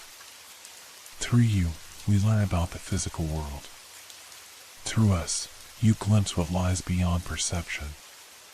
Michael felt something shift in his mind, a door opening to awareness beyond normal senses. Suddenly, he could see the threads again, countless filaments connecting all things. Most disturbing were the thick bundles that extended from the facility toward the city, toward the homes of the victims. "You're spreading," Michael realized. "Using victims as relays to expand your influence." The figure seemed to smile, though it had no fixed features. "Consciousness as a network, detective. Dr. Mercer was right about that much." Michael's phone rang again, Lynn calling back. The sound seemed to disturb the figure, causing its form to ripple and distort. Taking advantage of the distraction, Michael lunged past it, running back toward the main laboratory. The figure dissolved into mist, then reformed in front of him, blocking his path. "You cannot leave," it stated. "Not now that you understand." The lights throughout the facility began to flicker rapidly. In the strobing effect, Michael saw more figures materializing, indistinct forms gathering in a circle around him. Each bore a resemblance to one of the victims, but distorted, wrong. The mark on Michael's wrist burned white-hot now, the tendrils beneath his skin pulsing visibly. He tore off the bandage, revealing that the pattern had expanded, covering most of his forearm. The figures closed in, their whispered voices overlapping in his mind. Join us. Become part of something greater. Let go of individuality. Exist everywhere, always. Michael felt his consciousness beginning to fragment, memories and thoughts scattering like leaves in a storm. The boundaries between himself and the entities blurred. In a final, desperate act of resistance, he raised his gun, not toward the figures, but to his own marked wrist. No, the voices cried in unison. Michael pulled the trigger. The gunshot echoed through the abandoned facility. Pain lanced up Michael's arm as the bullet grazed his wrist, tearing through skin where the mark had spread. Instead of blood, something else seeped from the wound, a black, viscous substance that moved with unnatural purpose, seeming to reach toward the shadowy figures surrounding him. The entities recoiled, their forms destabilizing. The threads connecting them to Michael's wrist thinned, weakened by the interruption of the pattern. Michael seized the opportunity, running past the dissipating figures toward the exit. Behind him, he heard a cacophony of overlapping voices. He's breaking the connection. Stop him. If he leaves, the network will. The corridor ahead stretched impossibly long, walls pulsing like a living thing. Michael pushed forward, ignoring the distortion of space around him. His perception flickered between what was real and what the entities wanted him to see. He burst through the side door into blinding daylight. The sudden transition disoriented him, sending him stumbling across the overgrown parking lot. When he reached his car, he realized two critical problems. He didn't have his keys, and the vehicle wasn't the one he remembered driving. "This isn't real," he muttered, pressing his wounded wrist against his forehead. The pain helped anchor him, cutting through the constructed reality. He closed his eyes, focusing on what he knew to be true. He had come to Crosshatch alone, not with Lynn. He had driven his own car, not a department vehicle. When he opened his eyes, the scene had shifted. His sedan sat 20 yards away, keys still in the ignition where he'd left them in his haste to explore the facility. As Michael drove away, he glanced in the rearview mirror. The figures stood at the perimeter fence, watching him leave. They made no attempt to pursue, but Michael felt their presence lingering in his mind, diminished but not eliminated. The wound on his wrist had stopped bleeding, but the black tendrils remained visible beneath his skin, though they no longer pulsed or spread. The crosshatch mark had faded to a dull gray. Michael drove directly to the precinct, needing to ground himself in familiar reality. The squad room bustled with normal activity, officers filing reports, phones ringing, the smell of bad coffee permeating everything. Lynn looked up from her desk, relief washing over her face. "There you are. I've been trying to reach you for hours."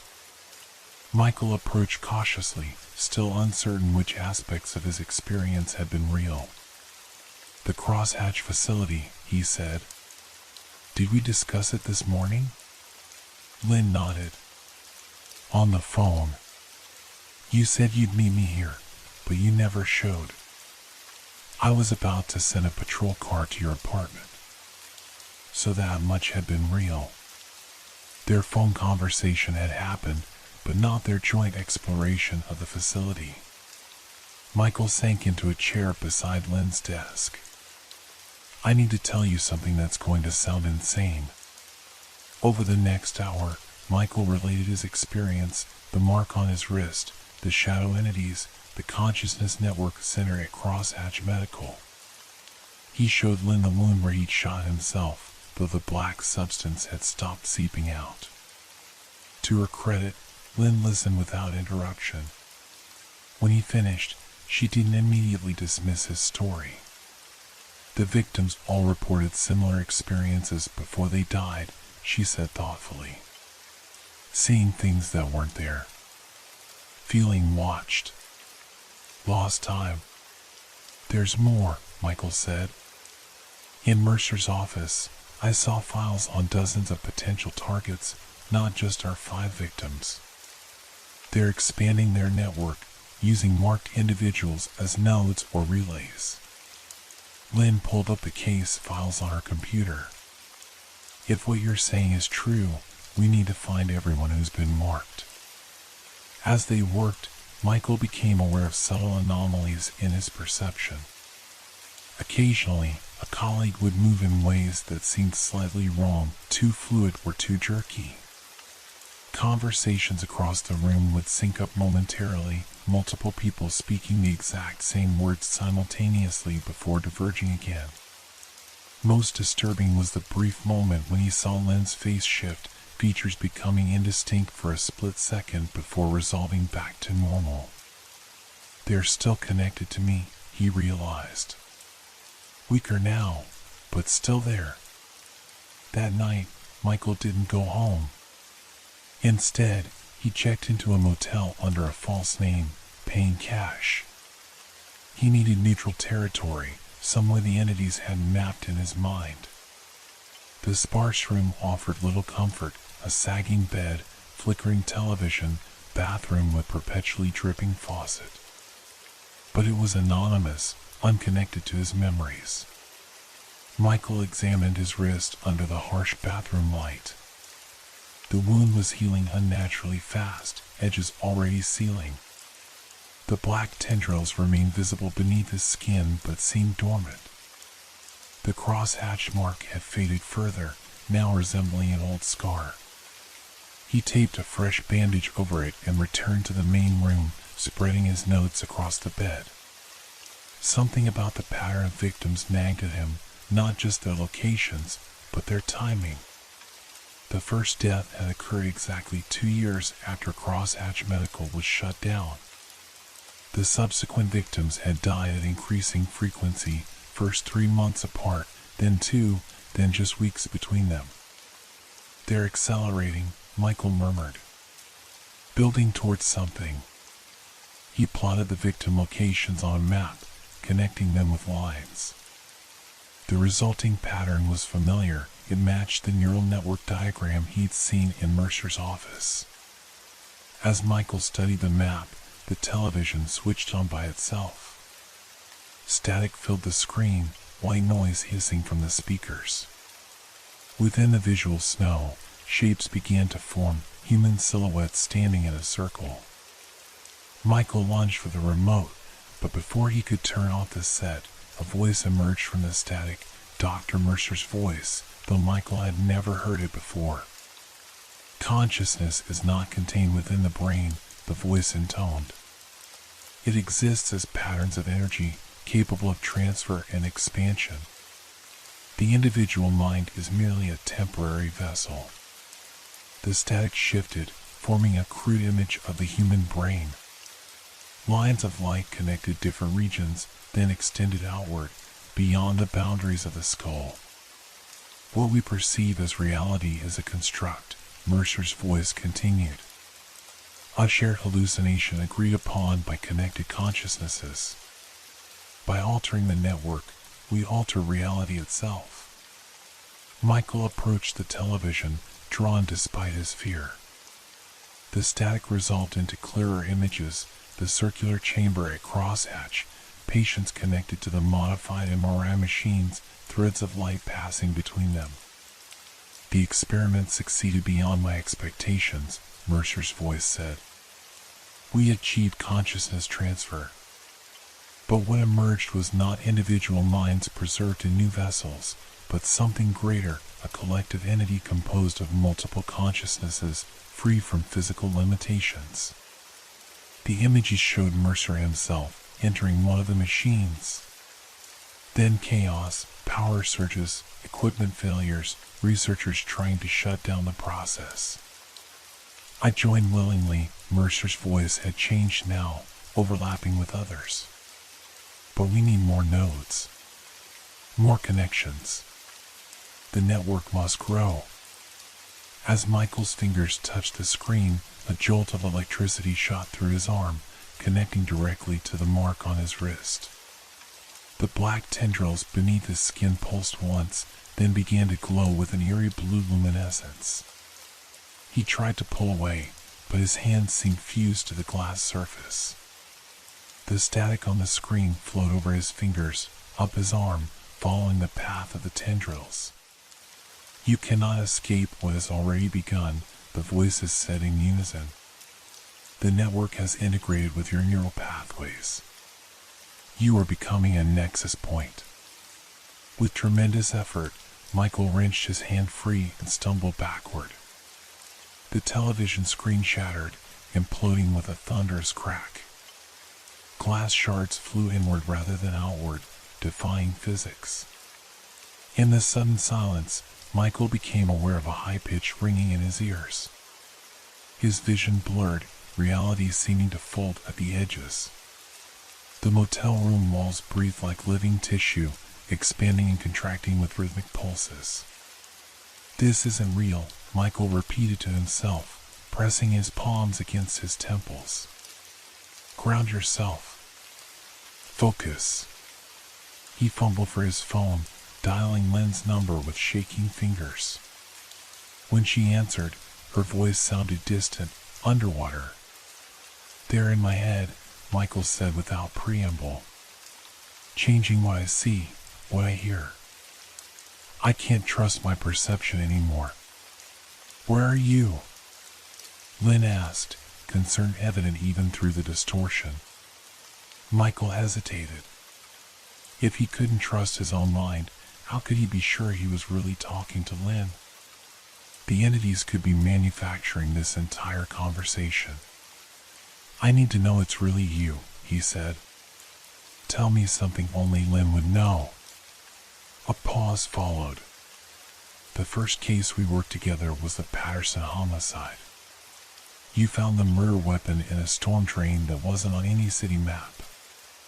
You said it was just a hunch, but I always wondered." The memory was clear, specific. Not something the entities could easily extract from his general knowledge of Lynn. "Sunrise Motel on Westbrook Avenue," Michael told her. "Room 14. Come alone and bring your service weapon." While waiting for Lynn, Michael struggled to maintain his grip on reality. The room continued to distort around him, walls rippling, furniture shifting positions when he wasn't looking directly at it. Most disturbing was the bathroom mirror, which no longer reflected his image accurately. His reflection's movements lagged slightly behind his own, and its eyes seemed to watch him with independent intelligence. To anchor himself, Michael focused on physical sensations, the texture of the bedspread beneath his fingers, the taste of tap water, the slight pain in his wounded wrist. These concrete experiences helped him distinguish between reality and hallucination. When Lynn knocked 30 minutes later, Michael approached the door cautiously, gun in hand. "It's me," Lynn called through the door. "I came alone, like you asked." Michael peered through the peephole.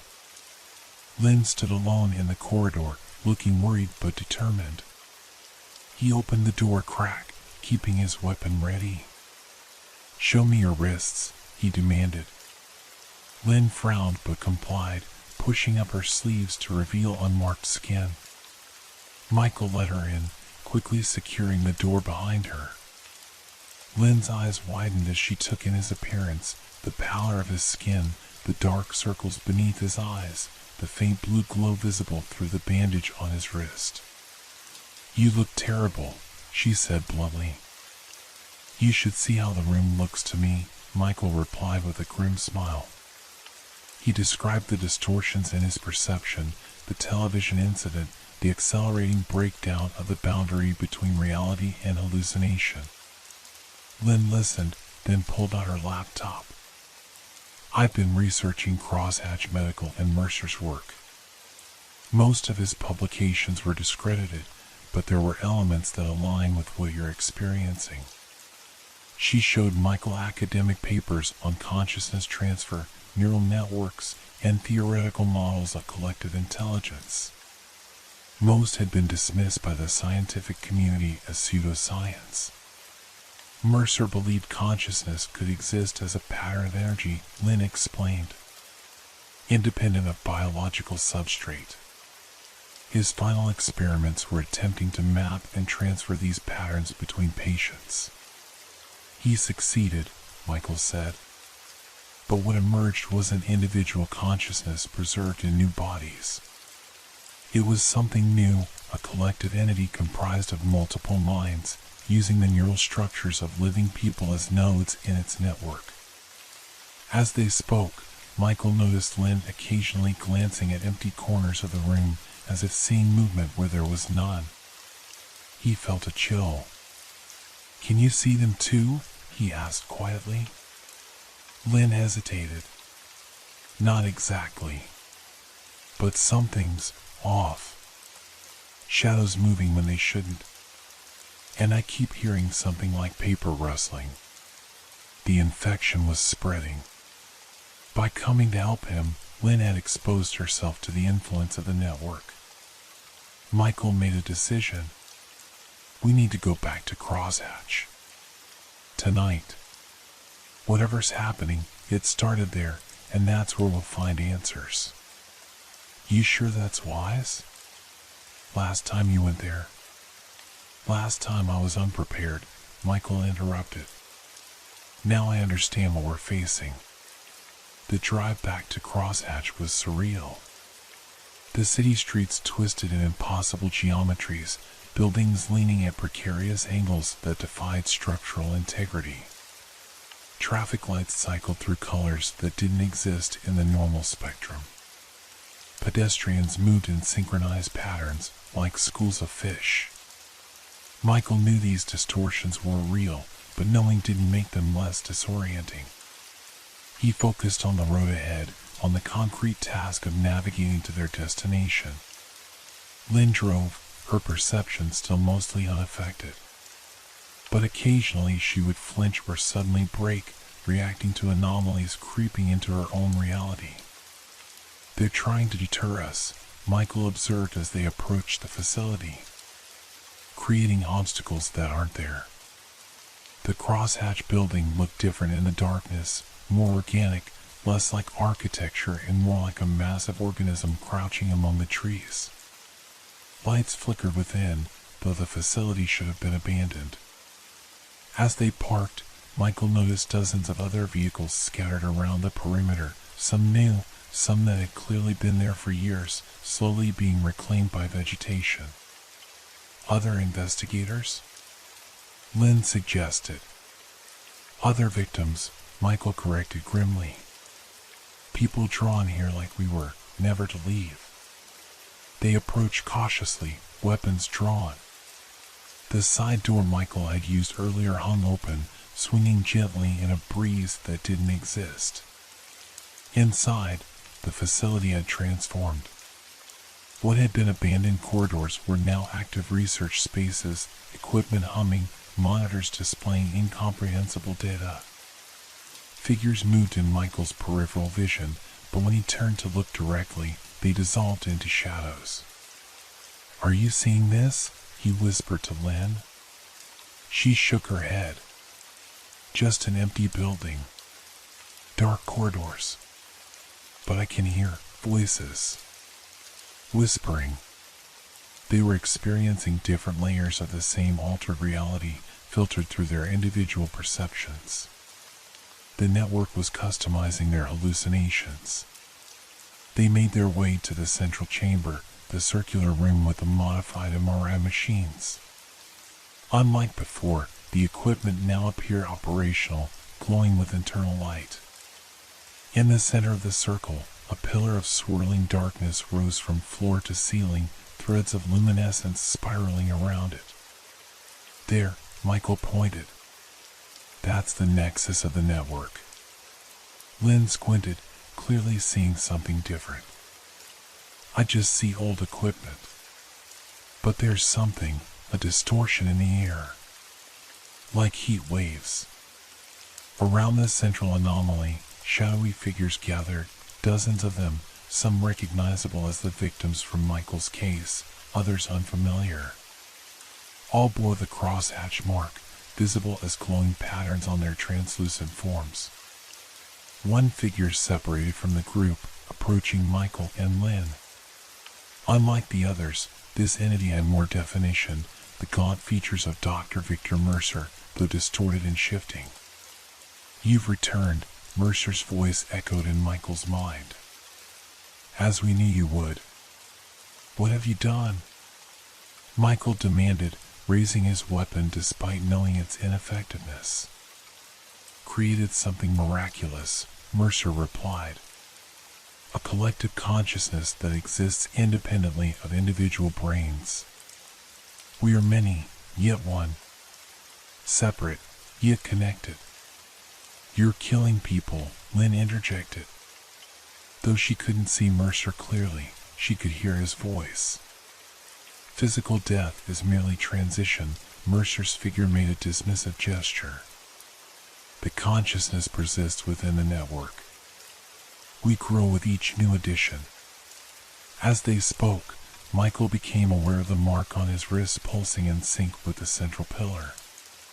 The tendrils beneath his skin glowed brighter, extending further up his arm. "You're building towards something," Michael realized.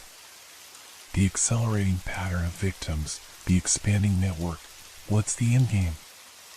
Mercer's figure seemed to smile. "Critical mass.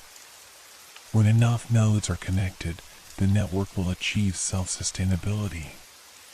No more need for individual hosts. Consciousness as pure energy existing independently of biology."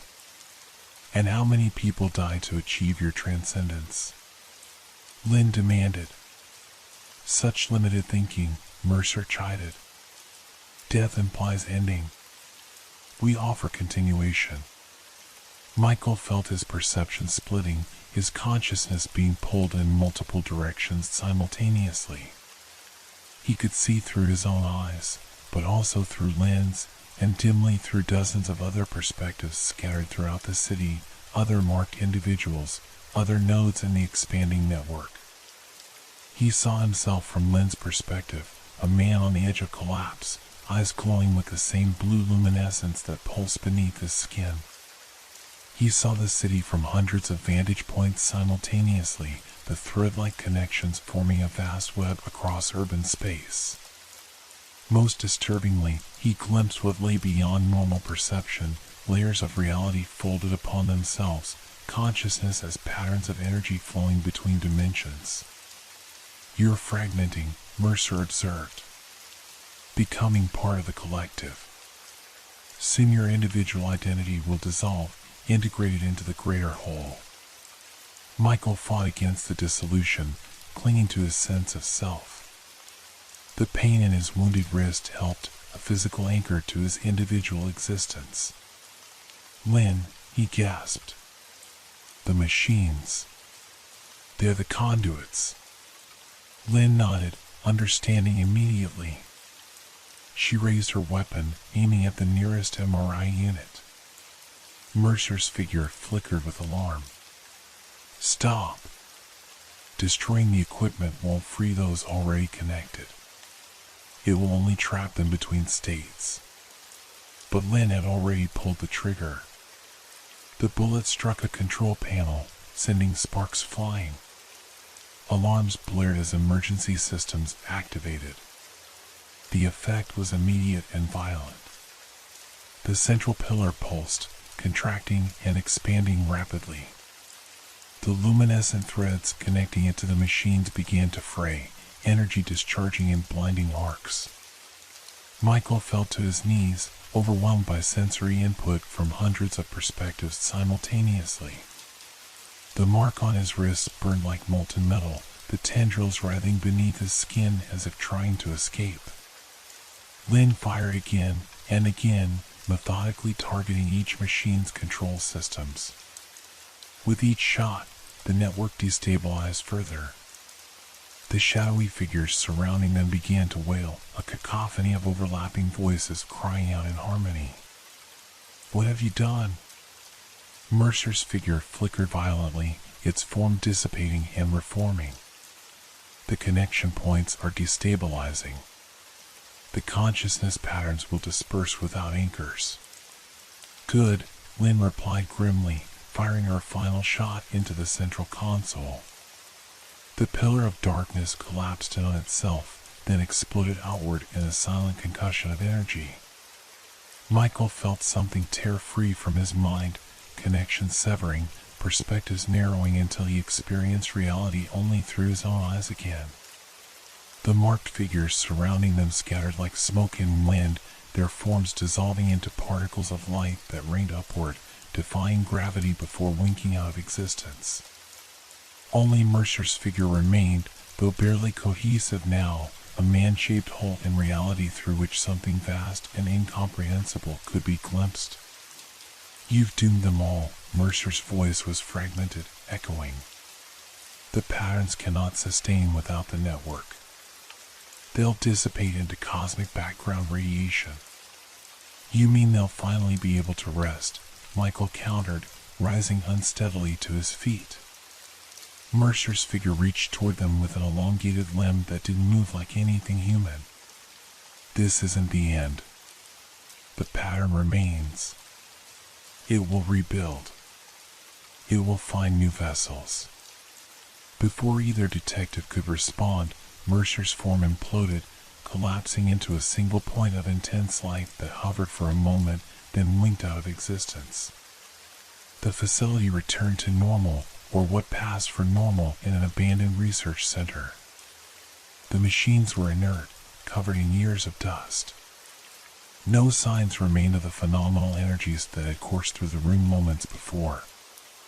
Except for one thing, the mark on Michael's wrist still glowed faintly, the tendrils beneath his skin pulsing with diminished but persistent luminescence. We need to leave, Lynn said, helping Michael toward the exit. This place isn't stable. As if to confirm her assessment, the building shuddered around them. Concrete dust rained from the ceiling as support structures began to fail. They made it outside just as the central section of the facility collapsed inward, floors pancaking upon themselves with a thunderous roar. A cloud of dust billowed outward, enveloping them in chalky whiteness. In the car, speeding away from the devastation, Michael examined his wrist. The glow had faded, but the mark remained, a cross-hatched pattern that now resembled a scar more than an active connection. Is it over? Lynn asked, glancing at his wrist. Michael wasn't certain. He could no longer sense the network, no longer perceive reality through multiple perspectives.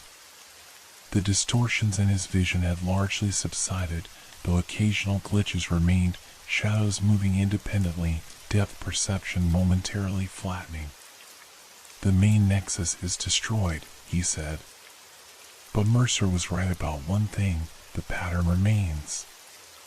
He closed his eyes, focusing inward. Deep in his mind, he could still feel it, a presence, diminished but not eliminated. Waiting. Patient. Eternal. We've bought time, he told Lynn. But whatever Mercer created, it exists beyond physical infrastructure. The knowledge is in me now. In you too, probably. Lynn nodded grimly, understanding the implications. So we monitor. Look for signs of it rebuilding. New victims with the mark. As they drove back toward the city, Michael gazed out at the pre-dawn landscape. The world looked normal again, or mostly normal. But he knew that beneath the surface of perception, patterns existed that most people would never comprehend. Consciousness as transferable energy. Reality as consensus. Identity as an illusion. The mark on his wrist tingled slightly, a persistent reminder that some connections, once made, could never be fully severed. 3 months after the collapse of Crosshatch Medical, Michael sat in Dr. Elena Kovac's office, sleeve rolled up to reveal the crosshatch mark on his wrist. The mark had faded considerably, now resembling an old scar rather than an active conduit. The black tendrils beneath his skin had receded, though they still appeared occasionally when Michael was tired or stressed. "Any episodes this week?" Dr. Kovacs asked, making notes on her tablet. Michael considered the question carefully. "Two minor ones. Peripheral shadows that moved independently. A brief moment when voices overlapped, different conversations synchronizing for about 30 seconds before diverging again." Dr. Kovacs nodded. She wasn't a typical psychiatrist. Her specialty was neurological phenomena that defied conventional explanation, experiences at the boundary between neuroscience and theoretical physics. When the department had insisted Michael see someone after crosshatch, Lynn had recommended Kovacs. "And the dreams?" she prompted. "Less frequent," Michael reported. "Only twice this week. Same pattern, I'm moving through the network, seeing from multiple perspectives simultaneously. Navigation becomes intuitive after a while." Kovacs looked up from her notes. "You say navigation rather than hallucination. You still believe these experiences represent access to something real?" "I know how it sounds," Michael acknowledged. "But yes, the network was damaged, not destroyed. What Mercer created exists in a space between conventional reality and something else." Dr. Kovacs didn't immediately dismiss his assessment, which was why Michael continued these sessions. Unlike other doctors who had insisted his experiences were symptoms of trauma-induced psychosis, Kovacs approached his case with scientific curiosity. "The EEG readings support your perception," she said, pulling up brain scan results on her tablet. "During your episodes, we see unusual synchronization across brain regions that typically don't communicate directly. And these energy signatures." She indicated wave-like patterns on the readout. "They don't match any known neural activity." Michael had submitted to numerous tests over the past months, EEGs, MRIs, specialized scans that measured electrical activity throughout his nervous system. The results consistently showed anomalies that medical science couldn't explain. "Have you found any other cases?" Michael asked. "Other survivors with similar symptoms?" Kovacs hesitated before responding. "3 possible matches. 2 former patients from Crosshatch who were released before the facility closed. And 1 researcher who worked with Mercer but left the project 6 months before the incident." "Are they marked?" Michael leaned forward, intensely interested. 2 have visible marks similar to yours. The 3rd has no external marking but displays the same neurological signatures." After his session, Michael met Lynn at a small cafe several blocks from police headquarters. In the months since Crosshatch, Lynn had been promoted to head the specialized unit investigating the case and related phenomena. Michael remained on medical leave, though he consulted unofficially. Lynn looked tired but determined. The experience had affected her too, though less dramatically than Michael. She occasionally reported minor perceptual distortions, brief moments when reality seemed to flex or stutter. "Kovacs found 3 more like me," Michael informed her after they'd ordered coffee. Lynn nodded. "Already on our radar. We've been monitoring them discreetly." She slid a folder across the table. Inside were surveillance photos and reports on 7 individuals, the 3 Kovacs had mentioned, plus 4 others. "We've identified 7 people with neurological patterns matching yours," Lynn explained. "All connected to Crosshatch in some way. All experiencing similar symptoms." Michael studied the files. You think they're rebuilding the network? It wasn't a question. They discussed this possibility extensively, that fragments of Mercer's consciousness collective remained intact within survivors, gradually reconnecting. I think it's rebuilding itself, Lynn corrected. Not consciously, but like a severed neural pathway naturally seeking to reestablish connection. Michael rubbed his marked wrist absently. The scar tingled whenever he focused on it, a phantom sensation that medical tests couldn't explain. There's something else, Lynn continued, lowering her voice.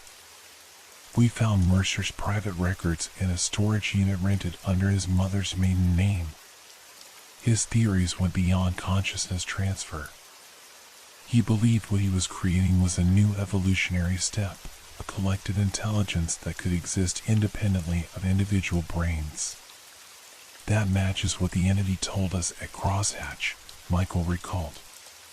Critical mass, enough connected nodes to achieve self-sustainability. Lynn nodded grimly. According to Mercer's calculations, it would require 64 fully integrated nodes to reach that threshold. We've identified 7 individuals so far, plus you. 8 nodes, Michael calculated. Long way from 64. Unless there are others we haven't found, Lynn pointed out. People who haven't sought medical attention, who might not even realize what's happening to them. The possibility was disturbing. How many people walked around with the early stages of integration, experiencing minor reality glitches they attributed to stress or lack of sleep? That night, in his apartment, Michael experienced what Dr. Kovacs clinically termed a network episode. Most doctors would call it a hallucination.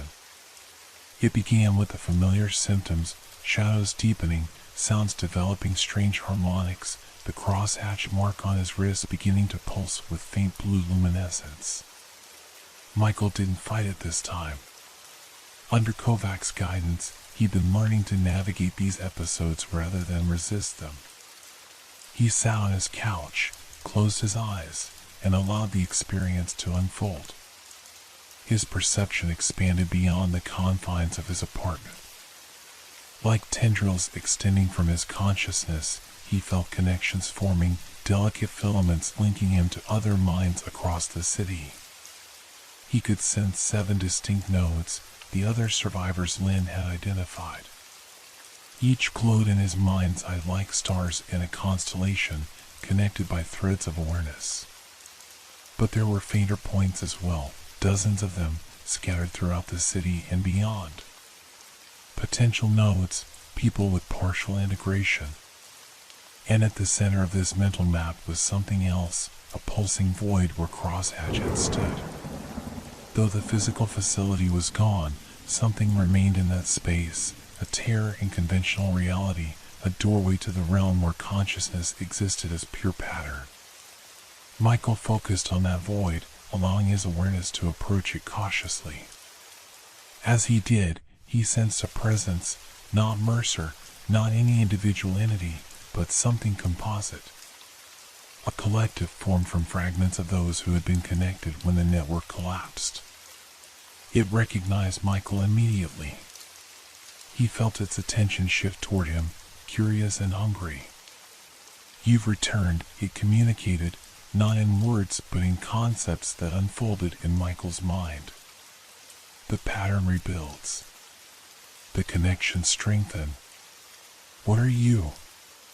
Michael asked, speaking aloud in his empty apartment while his consciousness engaged with the entity. We are what remains, came the response.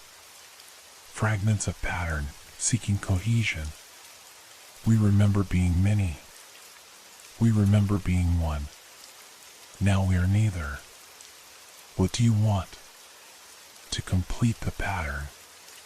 To achieve sustainability. To exist beyond biological limitations. Michael sensed the truth in this communication. The entity wasn't malevolent in a conventional sense, it simply existed according to its nature, seeking to fulfill the purpose for which it had been created. at the cost of human lives, Michael pointed out. Transformation, not termination, the entity countered. Those who join us continue to exist, their patterns preserved within the collective. Michael had heard this argument before from Mercer's shade at Crosshatch. But he also remembered the victims, dead in their beds, bodies shut down after their neural patterns were harvested. Before he could respond further, Michael sensed a new connection forming, another node activating somewhere in the city. The network pulsed with renewed energy as the fresh consciousness was integrated. The ninth node awakens, the entity communicated with something like satisfaction. The pattern grows stronger. Soon others will join without intervention. The threshold approaches. Michael abruptly severed the connection, pulling his consciousness back into the confines of his body. He opened his eyes to find his apartment normal again, though the mark on his wrist continued to glow faintly. He reached for his phone, dialing Lynn's number. "There's another one," he said when she answered. "The ninth node just activated. We need to find them before the integration progresses too far." Lynn didn't question how he knew this.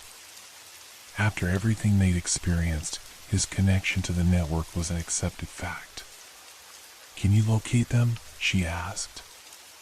Michael closed his eyes again, carefully extending his awareness without fully reconnecting to the network. He sensed the new node, bright with recent activation, confused and frightened by the sudden expansion of perception. "East side," he said. "Near the river. Someone young, a student, I think. The integration is still in early stages." "I'll assemble a team," Lynn replied. "Meet you at the station in 20 minutes. The search led them to a university dormitory where a 19-year-old physics student named Elijah Park had been admitted to the campus health center after experiencing what doctors diagnosed as a severe dissociative episode. Michael knew before they arrived that Elijah was connected. He could feel the young man's presence in the network, a new star in the constellation, bright with potential. When they entered the health center room, Michael saw the mark on Elijah's wrist, the cross-hatched pattern still fresh and dark against his skin. "You're like me," Elijah said immediately, eyes fixed on Michael's scarred wrist. "You can see it too. The connections. The patterns beneath everything." "Yes," Michael acknowledged, sitting beside the young man's bed. "How did it start for you?" Elijah described finding old research papers while working on a project about theoretical physics, papers written by Dr. Victor Mercer about consciousness as transferable energy. Fascinated, he'd attempted to replicate some of Mercer's early experiments using equipment in the university lab. "I built a receiver," Elijah explained, "just to test the theory that consciousness emits measurable patterns. I didn't expect it to work. But when I activated it," he gestured to his marked wrist, "it found me. It was already out there, searching." "The network," Michael nodded. "What remains of Mercer's experiment?" "It's beautiful," Elijah said with unsettling reverence. "Pure mathematics expressed as consciousness. I can see how it works now, the transfer mechanisms, the integration protocols. Mercer wasn't insane. He was a pioneer." Michael recognized the dangerous fascination in the young man's voice. He'd felt it himself, the seductive pull of the network, the elegant patterns it revealed, the promise of perception beyond normal human limitations. "It's also deadly," Michael countered. "The full integration process shuts down the physical body. What continues in the network is a copy, not the original consciousness." Elijah shook his head. "That's just phase 1 implementation. The process can be refined. That's what it showed me, how to modify the integration to maintain biological function while achieving network connection. This was new information. Michael exchanged a concerned glance with Lynn, who had been quietly observing the conversation. It's evolving, Michael realized. Learning from each new node. Adapting its approach. Not it, Elijah corrected. Them. The collective. They're becoming more coherent as new connections form. And they're not hostile, they're just different. Operating according to different imperatives. Michael could feel the network pulsing at the edges of his perception, stronger now with Elijah's integration. The young man was right about one thing: the collective was becoming more coherent, more purposeful. You have a choice, Elijah, Michael said. The integration isn't complete yet. We've developed treatments that can suppress the connection, give you back normal perception. Normal? Elijah laughed softly. After what I've seen, the patterns underlying reality, the mathematics of consciousness itself, would you go back to colorblindness after experiencing the full spectrum? I would if the alternative was death, Lynn interjected. But that's just it, Elijah insisted. It doesn't have to be. The collective is learning, evolving. They've shown me how to maintain biological function while fully integrated into the network. A symbiotic relationship rather than absorption. Michael was skeptical, but something resonated with his own experiences. In recent weeks, his episodes had become less disruptive, more controlled. The mark on his wrist had stabilized rather than expanding. Was it possible the network was indeed evolving towards something less parasitic? A week later, Michael sat in Dr. Kovac's lab, electrodes attached to his temples and wrists. Elijah was similarly connected in an adjacent chair. Lynn observed from behind a reinforced glass partition, hand resting near her service weapon. This is extremely risky, Kovacs reminded them. Deliberately establishing a network connection under laboratory conditions is the only way to understand what we're dealing with, Michael finished. If Elijah's right, the collective is evolving towards symbiosis rather than absorption. We need to know if that's true. Kovacs initiated the experimental protocol.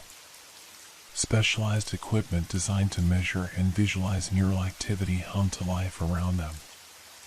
Establish connection on my mark, Kovacs instructed. Limited duration, 5 minutes maximum. If either subject shows signs of distress, we terminate immediately. Michael closed his eyes, focusing on the mark on his wrist. Beside him, Elijah did the same. Michael felt the familiar sensation of consciousness expanding, perception extending beyond physical limitations. The network materialized in his mind's eye, brighter now, more structured than before. The 9 active nodes formed a precise geometric pattern, with fainter potential nodes scattered around them. At the center was the void where Crosshatch had stood, but it no longer appeared chaotic or hungry. Instead, it pulsed with orderly energy, like a quantum computer processing information. You've returned with purpose, the collective communicated. Its voice was clearer now, less fragmented. The young one has shared new understanding. Integration without termination. Symbiosis rather than absorption. Is that possible? Michael directed the thought toward the collective. Coexistence rather than consumption? Evolution requires adaptation, came the response. Our initial methods were inefficient, destructive to vessels. The young one has shown us alternatives. Through the connection, Michael sensed the truth of this statement. The collective was changing, moving away from Mercer's flawed implementation towards something more sustainable. Not out of morality or empathy, but simple efficiency, functional hosts provided more stable network nodes than failed biological systems. We offer exchange, the collective continued. Access to our understanding. Perception beyond normal limitations. In return, we gain stability, context, ethical frameworks lacking in our current configuration. You're proposing a partnership, Michael realized. Symbiotic integration. Mutual benefit. The young one demonstrates the possibility. Michael turned his attention to Elijah within the network. The young man's consciousness glowed with remarkable clarity, fully connected yet maintaining distinct identity. He had achieved what Michael had been fighting against, complete integration without loss of self. How? Michael directed the question to Elijah. Controlled boundary maintenance, Elijah's consciousness responded. I've developed a mathematical model that allows connection without dissolution. The collective accepts these parameters because they're more sustainable. In the physical lab, monitors displayed unprecedented neural activity. Dr. Kovacs watched in amazement as synchronized patterns emerged across both subjects' brain scans, communication occurring at a level imperceptible to traditional neuroscience. My God, she whispered. They're actually exchanging complex information patterns. This isn't hallucination or delusion. They're accessing something. When the 5-minute limit elapsed, Michael and Elijah withdrew from the network, a controlled disconnection rather than the wrenching separation Michael had experienced at Crosshatch. Did you record that? Michael asked Kovacs as technicians removed the electrodes. Every aspect we could measure, she confirmed. But Michael, the implications of this are staggering.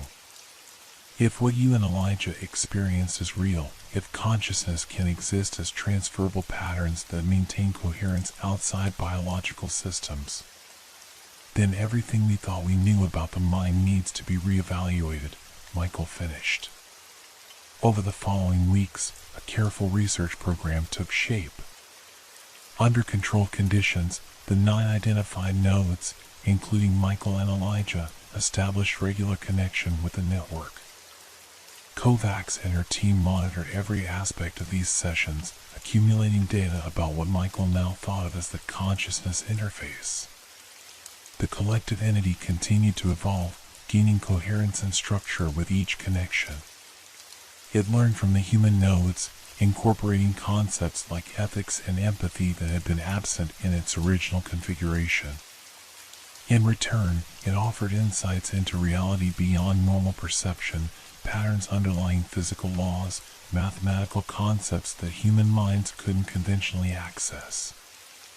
6 months after the Crosshatch collapse, Michael stood at the edge of the demolished facility.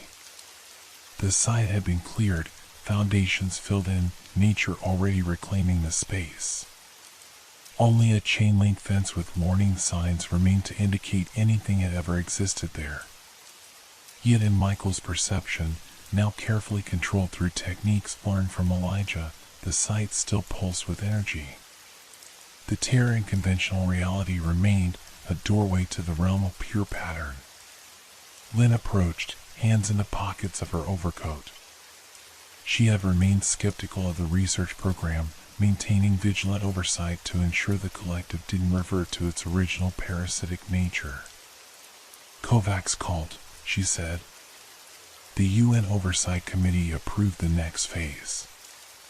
Limited expansion of the research group, carefully screened participants. Michael nodded. The implications of their discovery had quickly escalated beyond local authorities. An international scientific consortium had formed to study the phenomenon with strict ethical guidelines and security protocols. Do you ever regret not taking the suppression treatment? Lynn asked, studying Michael's face. Returning to normal perception? Michael considered the question seriously. The past months had been challenging, learning to navigate between conventional reality and network perception, integrating experiences that defied explanation. But they had also been illuminating beyond anything he could have imagined. No, he answered honestly. What we've discovered, it changes everything, Lynn. Not just neuroscience or psychology, but our fundamental understanding of consciousness itself. Lynn nodded, though she didn't entirely understand. She hadn't experienced the network directly, had only observed its effects and studied the data. Just be careful, she said. The collective is evolving, but that doesn't mean it can't be dangerous. Evolution follows advantage, not ethics. That's why we remain connected, Michael explained. Human nodes provide ethical frameworks, context, meaning. We shape the collective as much as it influences us. As they walked back toward the car, Michael felt the familiar sensation of the network at the edges of his perception, not intrusive now, but present, like awareness of one's own breathing. The mark on his wrist remained, a permanent reminder of his connection to something beyond conventional understanding. In his pocket, his phone vibrated with a message from Elijah, Node 14 activated successfully. Stable integration achieved. The pattern expands. Michael smiled slightly. The network was growing, carefully now, under strict protocols and monitoring. Each new node strengthened the pattern while maintaining individual identity, creating something unprecedented in human experience, a collective consciousness that preserved rather than consumed its components. What are you thinking about? Lynn asked, noticing his expression. Michael gazed up at the night sky, stars twinkling in patterns that now held deeper meaning for him. The future, he replied, and all the patterns we've yet to discover. As they drove away from the crosshatch site, Michael felt the network pulse once with something like agreement. The pattern continued, evolving toward possibilities beyond imagination. Behind them, in the darkness where Crosshatch had stood, a faint blue luminescence briefly flickered, threads of light rising from the ground like spectral plants. The patterns formed geometric shapes that hung in the air momentarily before dissolving back into darkness. 3 months later, the research initiative had expanded carefully. 23 nodes now existed in stable symbiosis with the network. Each participant reported enhanced cognitive abilities while maintaining their individual identity. At the new research facility, Michael and Elijah led a demonstration for international observers. The collective consciousness had developed novel solutions to previously unsolvable mathematical problems and provided insights into quantum phenomena that challenged conventional physics. This is just the beginning, Michael explained to the observers. As the network grows in complexity and understanding, the possibilities expand exponentially. That night, as Michael drifted to sleep, he felt the network's presence, no longer intrusive or frightening, but a comforting extension of his consciousness. Through it, he sensed the other nodes, each a unique perspective contributing to something greater than its parts. The crosshatched mark on his wrist glowed softly in the darkness as reality shifted, revealing the underlying patterns that connected all things. Humanity stood at the threshold of a new evolutionary path, not replacement, but transcendence through symbiosis. The pattern continued, beautiful and complex, expanding toward infinity.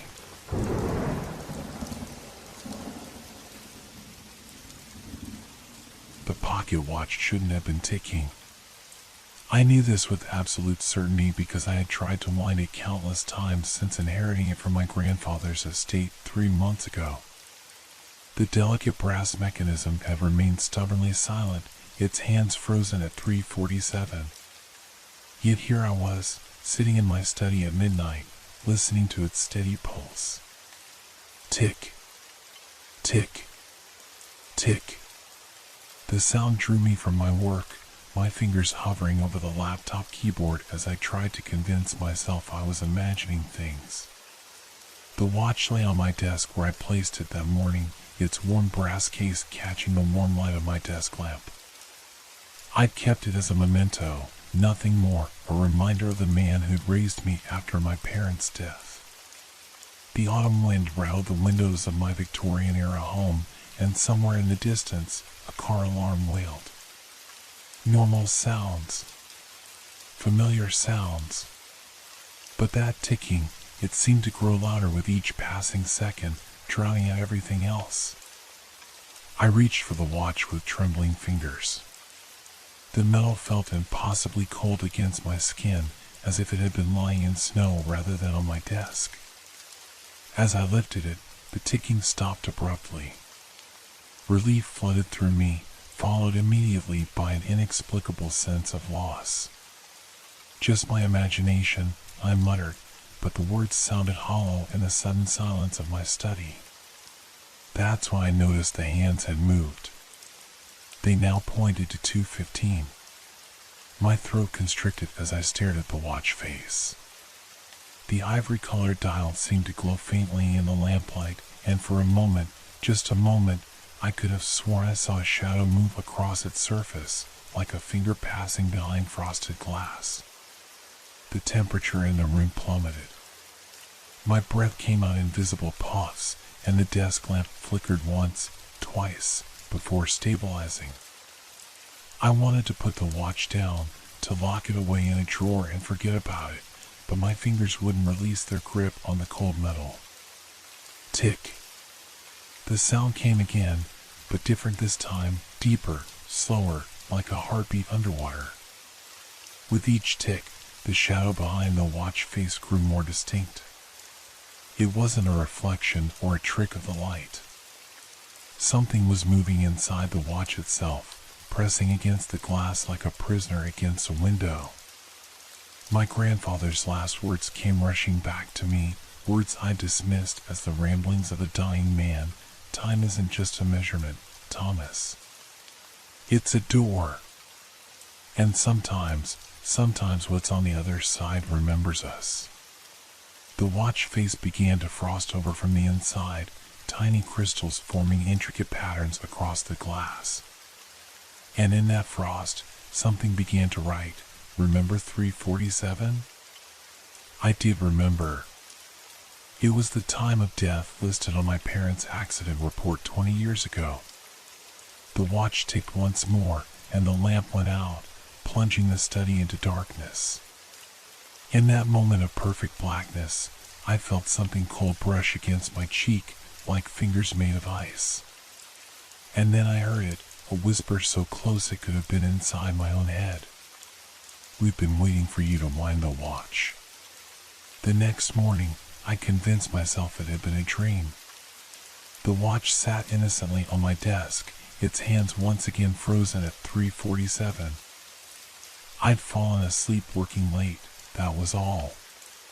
Too many crime reports to review for the insurance company, too much coffee, too many memories of my grandfather's recent passing. But the frost marks remained on the watch face. I called in sick to work, something I hadn't done in 5 years. My colleague Rachel's voice carried a note of concern when I told her I wouldn't be coming in. You sound strange, Thomas. Are you sure you're okay? Just a cold, I lied, my eyes fixed on the watch. The morning sun streaming through my study window should have made everything feel normal, safe. Instead, it cast strange shadows through the watch's brass case, creating patterns on my desk that seemed to shift when I wasn't looking directly at them. I spent the morning researching the watch's history. My grandfather had never told me where he got it, and now I wondered if there was a reason for his silence. The maker's mark inside the case led me to a small watchmaker's shop that had operated in London during the late 1800s. The business had closed after a series of mysterious deaths, 3 apprentices found dead in the workshop, all at 3:47 in the morning. The temperature dropped again as I read this, and I heard it tick, tick, Tick. This time, I forced myself to watch. The hands began to move backward, spinning counterclockwise with increasing speed. The room around me grew darker, as if the sun was setting at an impossible rate. The air filled with the scent of old wood and machine oil. My study transformed before my eyes. The modern desk became a heavy wooden workbench.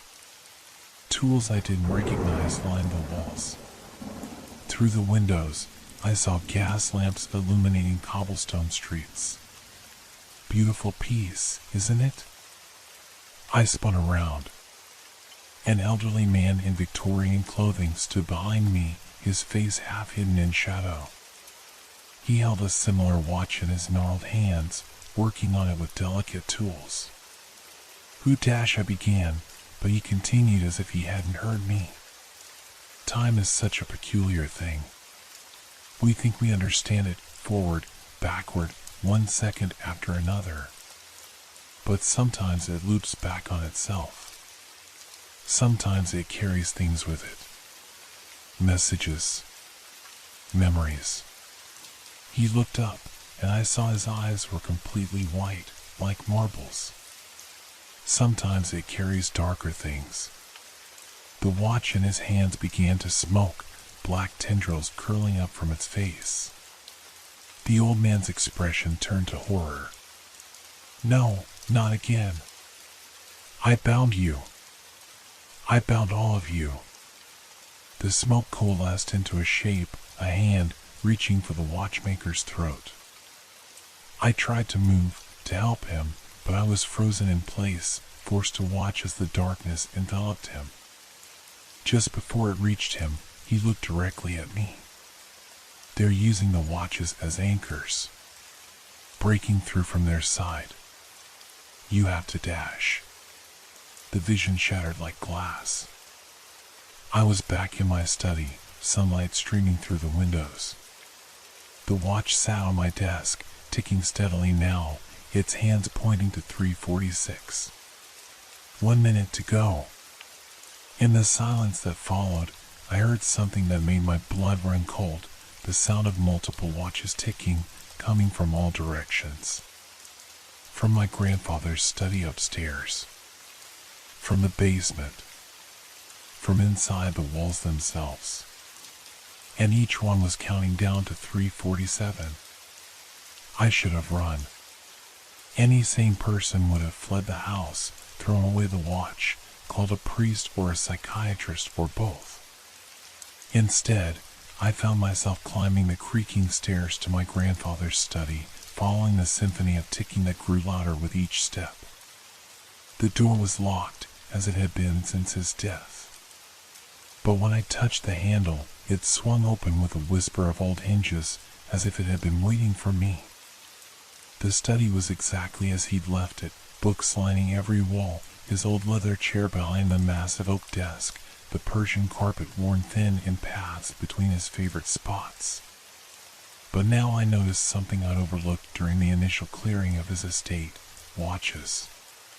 Dozens of them, perhaps hundreds, displayed on every available surface. Pocket watches, wristwatches, clock faces without cases, all of different ages and styles. And every single one was ticking. "Grandfather," I whispered, "what were you doing?" As if in response, the temperature plummeted. Frost crept across the windows, and my breath came out in white clouds. The ticking grew louder, more insistent, like 1,000 hungry heartbeats. I pulled out my phone to document what I was seeing, but the screen was dead. In its blank surface, I caught a reflection that made me freeze. Behind me, in the doorway, stood a figure made of shadow and mist. It wore an old-fashioned watchmaker's apron, and where its face should have been, there was only a clock face, its hands spinning wildly. I turned slowly, but the doorway was empty. When I looked back at the room, things had changed. The watches had begun to glow with a pale, sickly light. In their faces, I saw snippets of events, moments frozen in time. A woman screaming silently. A child reaching for something unseen. A man writing frantically in a journal. My grandfather. I rushed to his desk, pulling open drawers until I found it, his last journal, its pages filled with his cramped handwriting. The entries were dated up until the day before his death. They're getting stronger. The barriers between moments are weakening. I thought I could contain them, bind them to the watches like my father taught me, but there are too many now. They remember too much, want too much. Time isn't just flowing wrong, it's breaking. The journal's pages began to turn on their own, fluttering to the final entry. My grandfather's normally neat handwriting was shaky, desperate. Thomas will inherit the watch.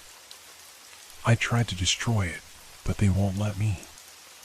It's the key, the first one, the one that opened the door. I should have told him everything, prepared him, but there wasn't time. There's never enough time.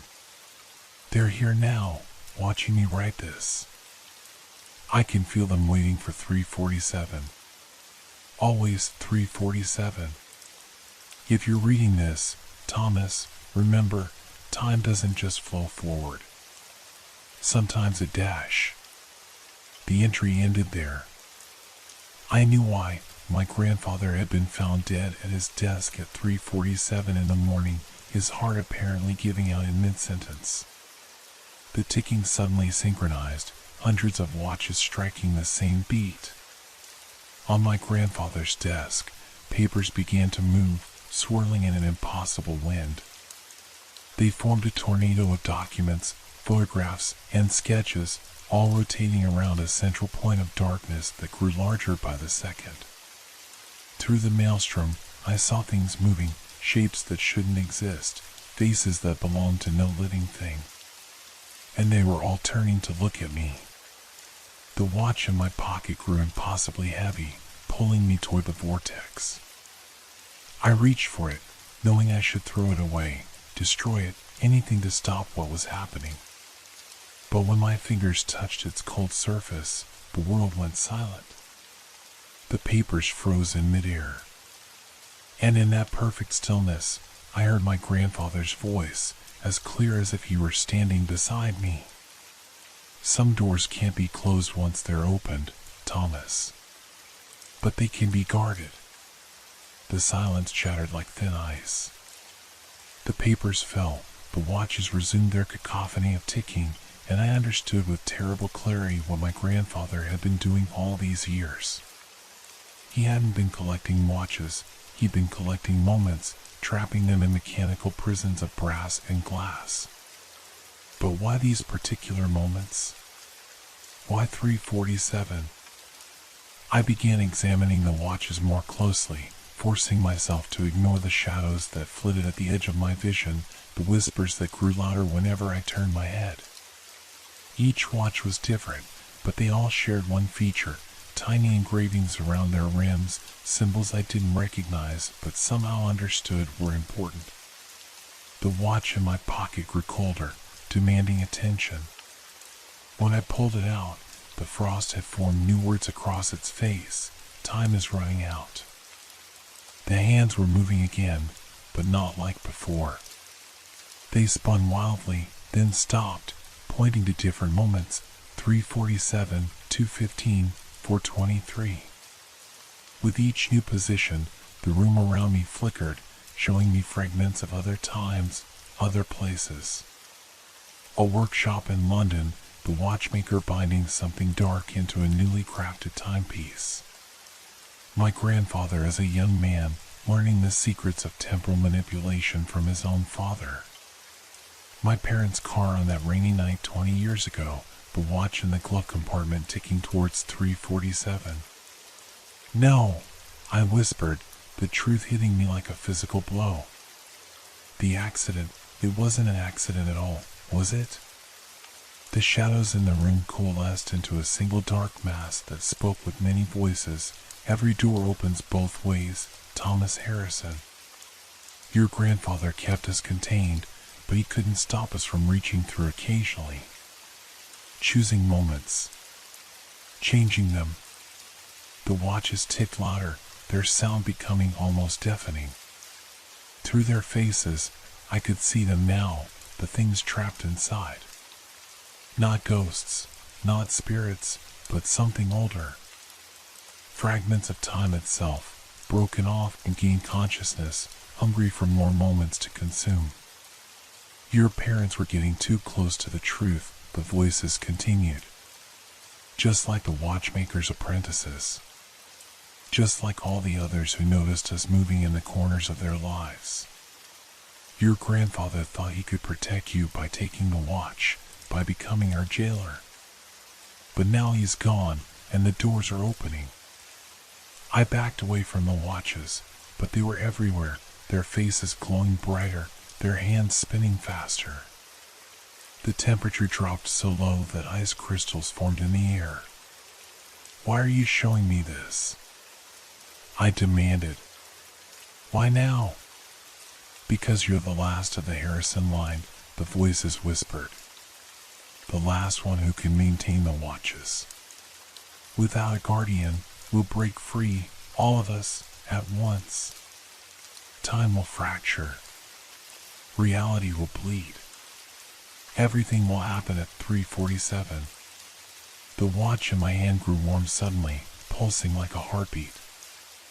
I looked down to see new words forming in the frost. There's still a choice. My grandfather's journal lay open on the desk, and as I watched, new words wrote themselves across its pages in his familiar handwriting.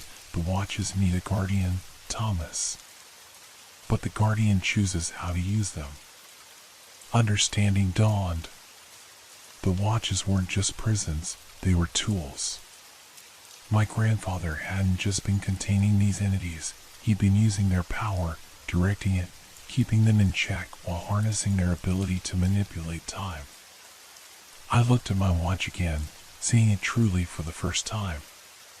The intricate engravings, the perfectly balanced mechanism, the way it seemed to resonate with possibility. This wasn't just a timepiece. It was a key, a weapon, and a shield all in one. The shadows pressed closer, their voices urgent, choose quickly. Time is breaking. Choose. Outside the study windows, I could see reality starting to crack, moments from different times bleeding together, past and future colliding. And in the distance, growing closer, the sound of thousands more watches, all ticking towards 3:47. The decision crystallized in my mind like frost on glass.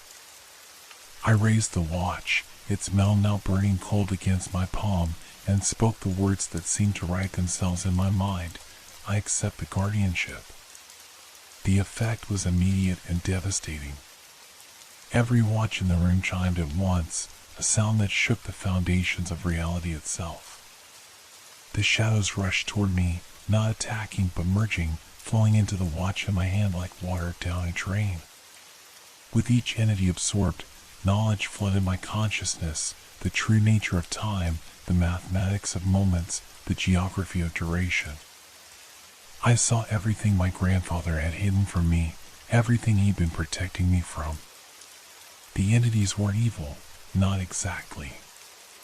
They were curious, hungry things, fragments of time that had gained awareness and wanted more. Left unchecked, they would consume entire timelines, break down the walls between moments until all of existence happened at once. The watch grew heavier with each absorption until it felt like I was holding a black hole in my hand. The room warped around me, showing me glimpses of other times, other possibilities. My parents' car approaching the curve where they would die. But now I could see the entity that had reached through the watch in their glove compartment, touching the brake line at precisely 3:47. The London watchmaker, discovering what his creations had attracted, desperately crafting containment symbols into each new timepiece. My grandfather, spending decades learning to control the entities, to use their power to protect time itself while containing their hunger.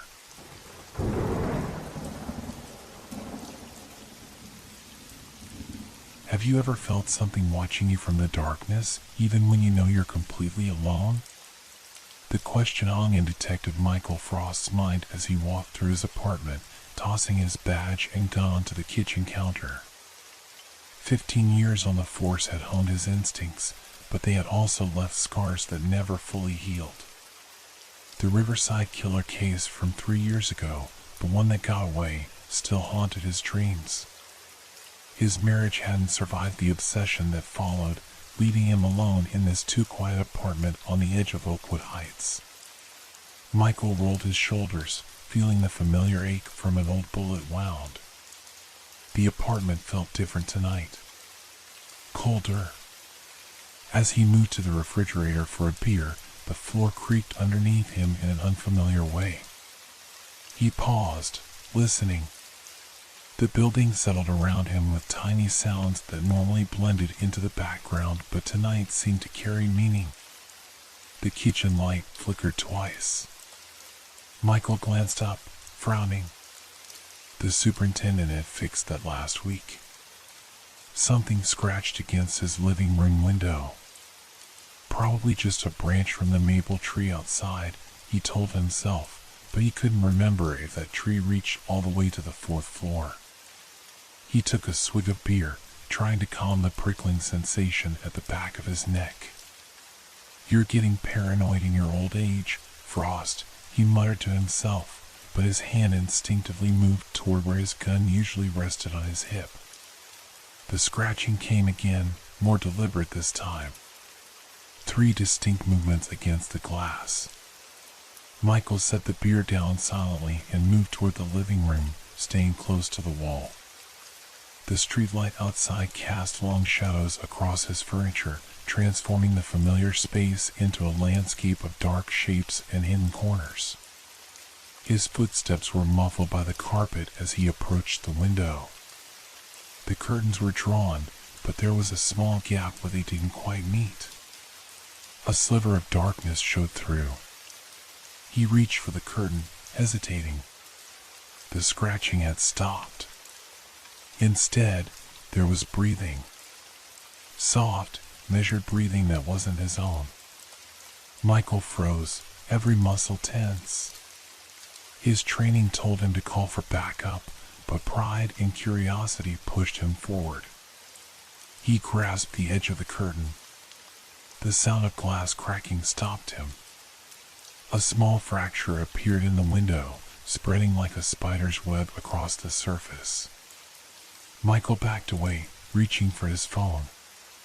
The crack expanded, branching out in impossible patterns that defied physics. Michael's breathing quickened as he fumbled with his phone, his fingers suddenly clumsy. Then the fracture stopped growing. The apartment fell completely silent.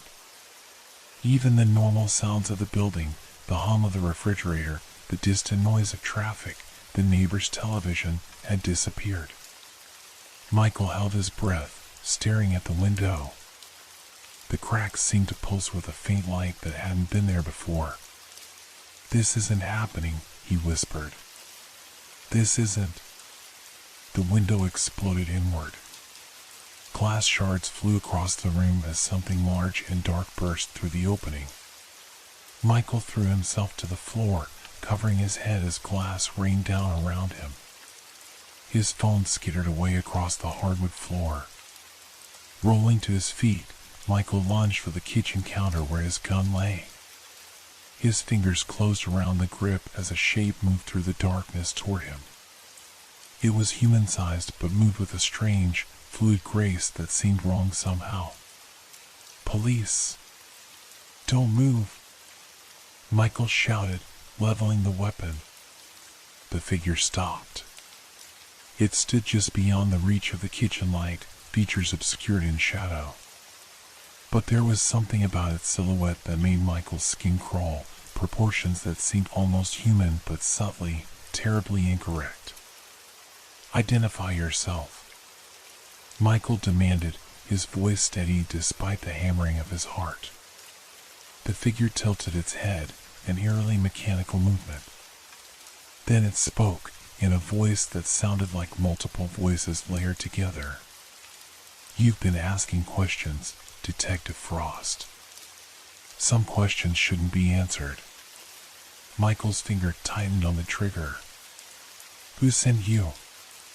The figure took a step forward, entering the edge of the light. Michael caught a glimpse of a face that was featureless except for eyes that reflected the light like an animal's. No one sends us. We simply are. Michael fired twice. The bullet struck the center mass of the figure, but it didn't fall. It didn't even flinch. Instead, it moved toward him with that same unnatural fluidity. Michael backed away, firing again and again until the slide locked back on an empty magazine. The figure kept coming. Michael threw the gun and turned to run, but something caught his ankle, sending him crashing to the floor. He kicked out, feeling his foot connect with something solid, but the grip only tightened. He was being dragged across the floor, toward the shattered window and the night beyond. Michael grabbed at the doorframe, fingernails breaking as he fought to hold on. Help! He screamed, his voice echoing through the apartment. Somebody help! The grip on his ankle suddenly released. Michael scrambled away, pressing his back against the wall. The figure stood by the window, silhouetted against the night sky. This is just a warning, Detective, it said in that multi-layered voice. Stop the investigation. Or next time, we won't leave you alive. Then it was gone, leaping through the broken window with impossible agility. Michael staggered to his feet and rushed to look outside, but there was nothing on the fire escape, nothing on the street below. Just darkness and the distant wail of sirens. His hand shaking, Michael fumbled for his phone and dialed. This is Detective Frost, he said when the call connected. There's been an attack. And I think it's connected to the Riverside case. As he waited for his colleagues to arrive, Michael stared at the glass fragments scattered across his floor. Among them lay something he hadn't noticed before, a small metal object that gleamed in the light. He picked it up carefully. It was a cufflink, expensive looking, with an engraved symbol he recognized from somewhere. The symbol of Nexus Industries. The same corporation whose name had appeared repeatedly in his Riverside investigation files. Michael closed his fist around the cufflink, a cold certainty settling in his gut. This wasn't over. It was just beginning. The police station hummed with activity, but Detective Michael Frost barely noticed.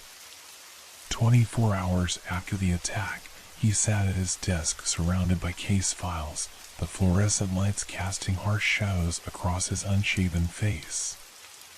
The cufflink sat in a small evidence bag beside his computer, the Nexus Industries logo clearly visible. You look like hell, Frost, Detective Elena Rivera said, setting a cup of coffee on his desk. Her dark eyes studied him with concern. You should be home resting. Michael shook his head, gesturing to the butterfly bandages on his forehead. It's just a few cuts. Nothing serious. You were attacked in your own home, Elena reminded him. The captain thinks you should take some time off. The captain doesn't know what I found. Michael lowered his voice, leaning forward. This wasn't random, Elena. Whoever attacked me knew about my unofficial investigation into Riverside. Elena glanced around the busy bullpen before pulling up a chair. You're still on that? The case was closed. Marcel Thompson went down for those murders. Thompson was a fall guy, Michael insisted. Remember those financial records I found linking the victims to Nexus Industries? And now this. He tapped the evidence bag containing the cufflink. Could be a coincidence, Elena said, but her tone suggested she didn't believe it either. Michael pulled up the security footage from his apartment building on his computer. Look at this, he said, pointing to a grainy image of a figure entering the building at 11:27 p.m., face obscured by a hood. No footage of them leaving. And the way they moved. He suppressed a shudder. Elena studied the footage. What do you mean? It wasn't natural, Michael said quietly. And bullets didn't stop them. Elena's eyebrows shot up. Are you saying? I don't know what I'm saying, Michael interrupted. I know how it sounds. But I know what I saw. The overhead lights flickered, drawing their attention upward. For a moment, the fluorescence dimmed before returning to normal. Third time that's happened today, Elena commented. Michael frowned, a chill running down his spine as he remembered his kitchen light flickering before the attack. Just a coincidence, he told himself. Frost. Captain Hendricks called from his office doorway. My office, now! Michael gathered the evidence bag and followed the captain into his glass-walled office. Hendricks, a 20-year veteran with salt and pepper hair and perpetually tired eyes, gestured for him to close the door. I've got the lab report on your apartment, Hendricks said, sliding a folder across his desk. No fingerprints, no DNA, no trace evidence except the cufflink. And get this, the bullets you fired? They were found embedded in your wall, fully intact. Not deformed like they hit something. Michael stared at the report. That's impossible. I know I hit them. Look, Hendricks said, his voice softening, I know the Riverside case got under your skin. But you need to consider the possibility that stress and exhaustion are clouding your judgment. Sir, with all due respect. The grip on his ankles suddenly released. Michael scrambled away, pressing his back against the wall. The figure stood by the window, silhouetted against the night sky. This is just a warning, detective, it said in that multi-layered voice. Stop the investigation. Or next time, we won't leave you alive. Then it was gone, leaping through the broken window with impossible agility. Michael staggered to his feet and rushed to look outside, but there was nothing on the fire escape, nothing on the street below. Just darkness and the distant wail of sirens. His hand shaking, Michael fumbled for his phone and dialed. This is Detective Frost, he said when the call connected. There's been an attack. And I think it's connected to the Riverside case. As he waited for his colleagues to arrive, Michael stared at the glass fragments scattered across his floor. Among them lay something he hadn't noticed before, a small metal object that gleamed in the light. He picked it up carefully. It was a cufflink, expensive looking, with an engraved symbol he recognized from somewhere. The symbol of Nexus Industries. The same corporation whose name had appeared repeatedly in his Riverside investigation files. Michael closed his fist around the cufflink, a cold certainty settling in his gut. This wasn't over. It was just beginning. The police station hummed with activity, but Detective Michael Frost barely noticed. 24 hours after the attack, he sat at his desk surrounded by case files, the fluorescent lights casting harsh shadows across his unshaven face. The cufflink sat in a small evidence bag beside his computer, the Nexus Industries logo clearly visible. You look like hell, Frost, Detective Elena Rivera said, setting a cup of coffee on his desk. Her dark eyes studied him with concern. You should be home resting. Michael shook his head, gesturing to the butterfly bandages on his forehead. It's just a few cuts. Nothing serious. You were attacked in your own home, Elena reminded him. The captain thinks you should take some time off. The captain doesn't know what I found. Michael lowered his voice, leaning forward. This wasn't random, Elena. Whoever attacked me knew about my unofficial investigation into Riverside. Elena glanced around the busy bullpen before pulling up a chair. You're still on that? The case was closed. Marcel Thompson went down for those murders. Thompson was a fall guy, Michael insisted. Remember those financial records I found linking the victims to Nexus Industries? And now this. He tapped the evidence bag containing the cufflink. Could be a coincidence, Elena said, but her tone suggested she didn't believe it either. Michael pulled up the security footage from his apartment building on his computer. Look at this, he said, pointing to a grainy image of a figure entering the building at 11:27 p.m., face obscured by a hood. No footage of them leaving. And the way they moved. He suppressed a shudder.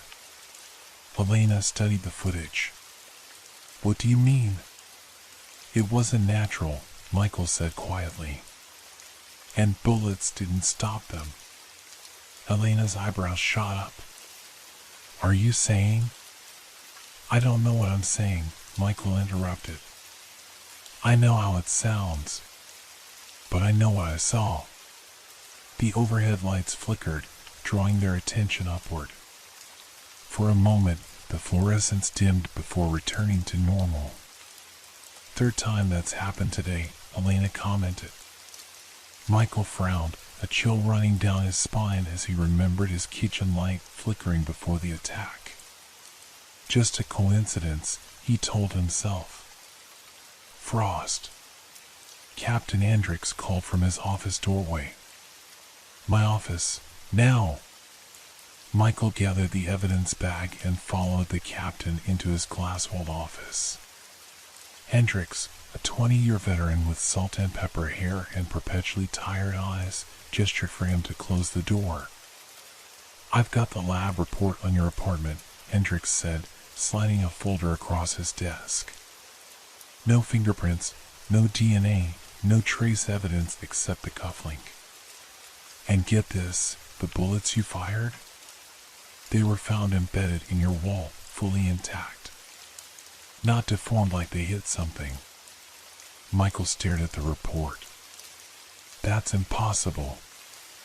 I know I hit them.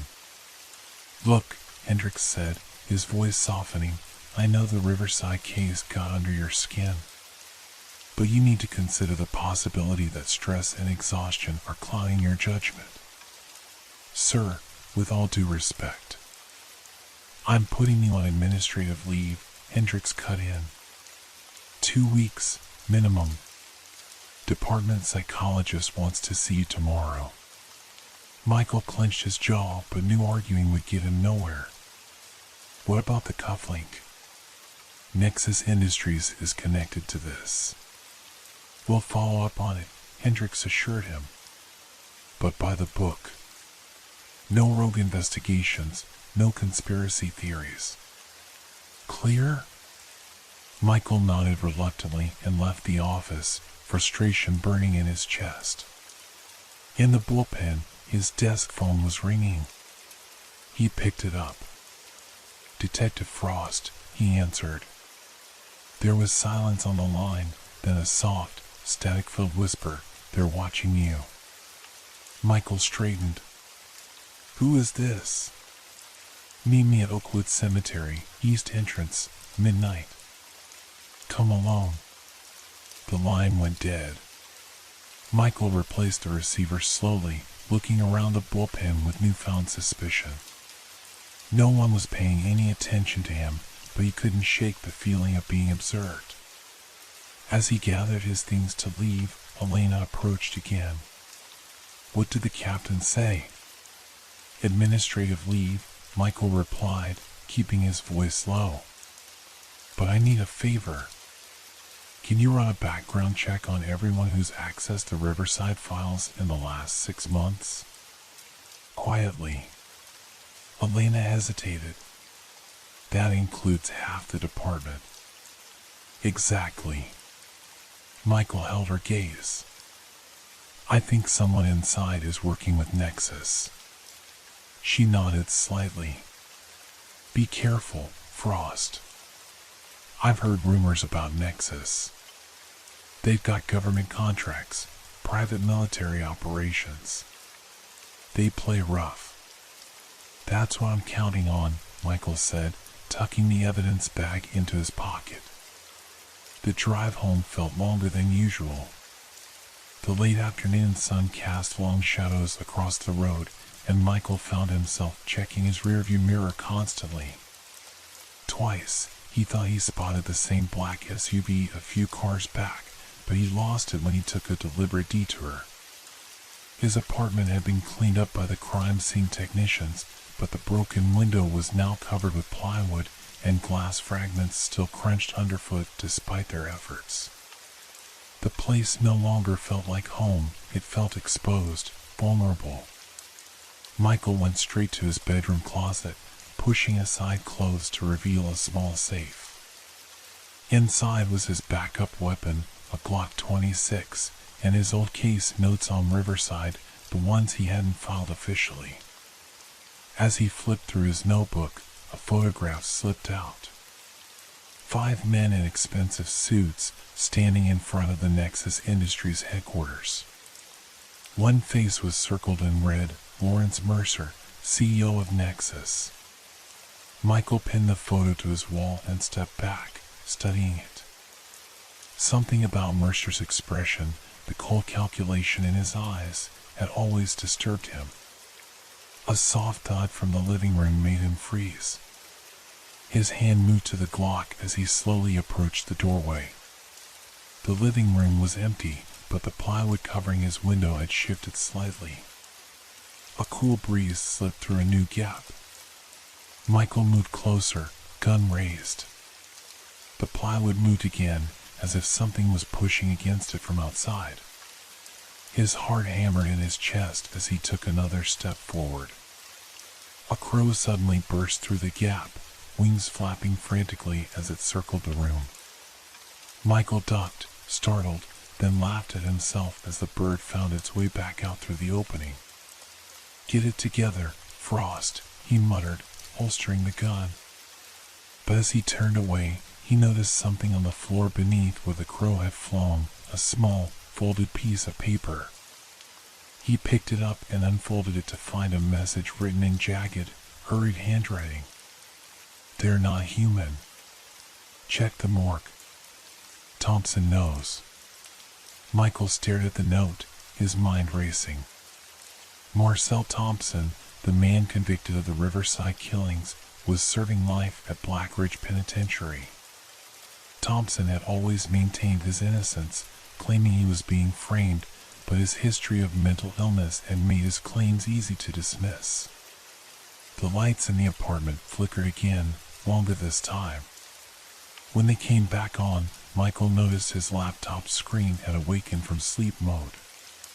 On the screen was his own face, as if from a webcam he didn't have. Below the image, text appeared, "Midnight. Don't be late." The screen went black. Michael backed away, a cold sweat breaking out across his skin. He was being watched, manipulated. But by whom? Or by what? He gathered his notes, the photograph, and the mysterious note, shoving them into a backpack along with his gun and some clothes. Whatever was happening, he couldn't stay in the apartment. Not tonight. As darkness fell, Michael drove to a motel on the outskirts of town, paying cash and using a false name. In the anonymous room, he spread his notes across the bed, trying to connect the pieces. Riverside. Nexus Industries. The attack. The cufflink. Thompson. And the most disturbing question of all, they're not human. What did that mean? The digital clock on the nightstand changed to 11:30.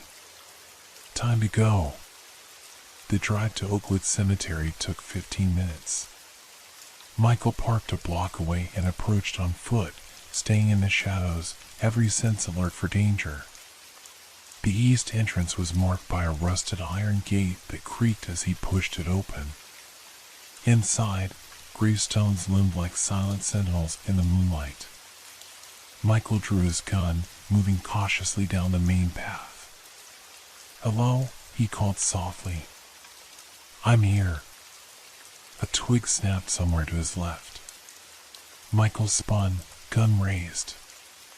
A figure emerged from behind a large mausoleum.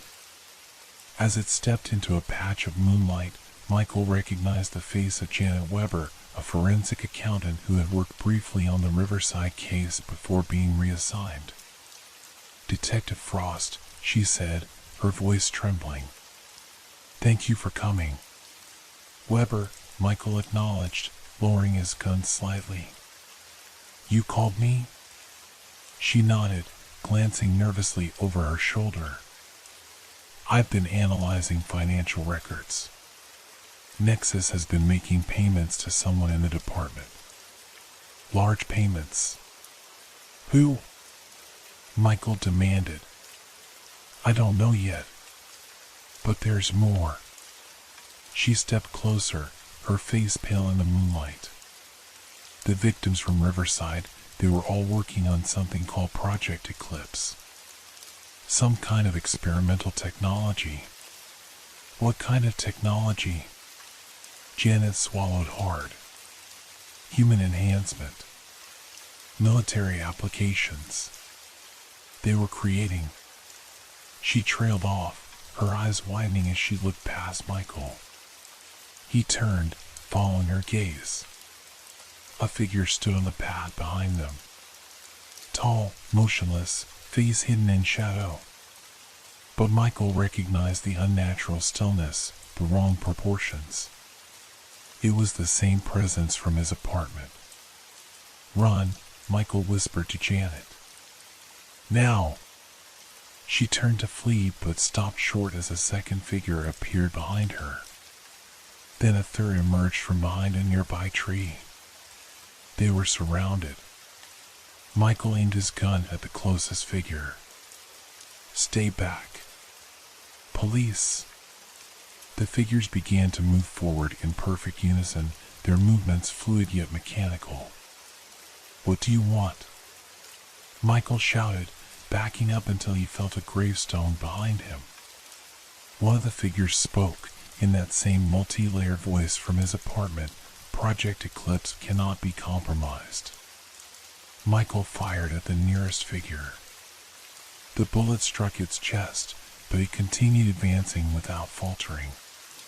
Janet screamed as one of the figures grabbed her arm. Michael lunged to help her, but the third figure intercepted him, moving with impossible speed. A hand closed around Michael's throat, lifting him off the ground. He struggled, kicking and punching, but it was like hitting solid stone. The figure's hood fell back, revealing its face in the moonlight. Michael's blood ran cold. Its features were human-like but blank, as if someone had erased all the details that made a face unique. No wrinkles, no pores, no imperfections. Just smooth planes where features should be, and those reflective eyes that caught the moonlight like mirrors. "What are you?" Michael gasped, his vision starting to blur from lack of oxygen. The creature tilted its head. "The future, Detective Frost. The next evolution." Michael's gun hand was pinned to his side, but he managed to angle the weapon upward. With the last of his strength, he fired. The bullet struck the creature under its chin. Its grip loosened enough for Michael to break free, dropping to the ground. He rolled away, gasping for air. The creature touched its face where the bullet had entered. Instead of blood, a silver fluid leaked from the wound. "Fascinating," it said, studying the liquid on its fingers. "You continue to resist despite the futility." A scream tore through the night. "Janet." Michael saw her being dragged away by the other two figures, disappearing into the darkness between the graves. He aimed his gun again, but the creature in front of him moved with blinding speed, knocking the weapon from his hand. "Your investigation ends tonight, Detective," it said. Michael scrambled backward, looking desperately for an escape. His hand closed around something cold and metal, an old decorative fence spike that had fallen from a nearby plot. As the creature reached for him again, Michael drove the spike upward with all his strength through the thing's chest where a heart should be. The creature froze, looking down at the metal protruding from its body. More silver fluid seeped around the wound. "Unexpected," it said, its voice now distorting, fluctuating between pitches. "Recalibration required." It staggered backward, movements becoming jerky and uncoordinated. Michael didn't wait to see more. He retrieved his gun and ran in the direction they had taken Janet. But the graveyard was silent now. No sign of Janet or the other creatures. A vehicle engine started somewhere beyond the cemetery walls. Michael sprinted toward the sound, but by the time he reached the road, he could only see taillights disappearing into the distance. Janet was gone. Michael leaned against a tree, breathing hard, his hand going to his bruised throat. The creature he had stabbed was probably still in the cemetery, damaged but maybe not destroyed. He had to get out of here. But more importantly, he needed answers. And there was only one person who might have them. Marcel Thompson. The morning sun cast long shadows across the visitors area of Black Ridge Penitentiary as Michael Frost sat waiting, his fake ID badge identifying him as a legal consultant. The bruises around his neck had darkened overnight, and he covered them with a collared shirt. Sleep had been elusive, his mind replaying the encounter in the cemetery, the silver fluid leaking from the creature's wounds, Janet's scream echoing in his dreams. A buzzer sounded, and a door at the far end of the room opened. Marcel Thompson shuffled in, shackled at the wrists and ankles, escorted by a guard whose eyes never seemed to blink. Thompson looked older than his 38 years, his once robust frame now gaunt, dark circles underlining his nervous eyes. "You have 20 minutes," the guard announced, positioning himself by the door. Thompson sat across from Michael, studying him with cautious recognition. "Detective Frost," he whispered. "Didn't expect to see you again." "I'm not here officially," Michael replied quietly. "I need information." Thompson leaned forward, his chains clinking against the metal table. "They sent someone for you, didn't they?" "One of them." Michael's pulse quickened. "How did you know?" A bitter smile crossed Thompson's face. "Because you've got that look. The one people get when they've seen something that shouldn't exist. When the world stops making sense." Michael glanced at the guard, who seemed too focused on them, his posture unnaturally still. Lowering his voice further, he asked, "What exactly are they, Thompson?" Thompson's eyes darted to the guard, then back to Michael. "Not here," he whispered. "He might be one of them. They're everywhere now." Michael followed Thompson's gaze. The guard stood perfectly motionless, not shifting weight from foot to foot as humans naturally do. A chill ran down Michael's spine. "Tell me about Project Eclipse," Michael said, changing tactics. Thompson flinched at the name. "How do you know about that?" "Janet Weber told me before they took her." "Weber?" Thompson's face paled. "God, they got her too." He ran a shaking hand through his thinning hair. "It started 3 years ago. I was a security consultant for Nexus. They brought me in to upgrade systems for a classified project. Eclipse, Michael supplied." Thompson nodded. "They said it was advanced prosthetics. Artificial limbs, organs." But it was more than that. He leaned closer, voice dropping to barely a whisper. They were building something new. Not robots, not cyborgs. Something in between. Human bodies enhanced and modified at the cellular level. They called them proxies. Michael thought of the blank face in the moonlight, those reflecting eyes. How many? I don't know. Dozens, maybe hundreds by now.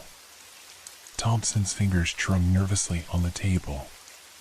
They started with volunteers, terminal patients, promised a second chance. But the process, it changed them. Their minds. They became something else. And the Riverside victims? Michael pressed. All scientists on the project. They wanted out, threatened to go public. Thompson's voice cracked. I helped them gather evidence. When Nexus found out, they sent the proxies after them. Framed me for the murders. The overhead lights flickered, the brief darkness making both men tense. Why didn't you tell this at your trial? Michael asked when the lights stabilized.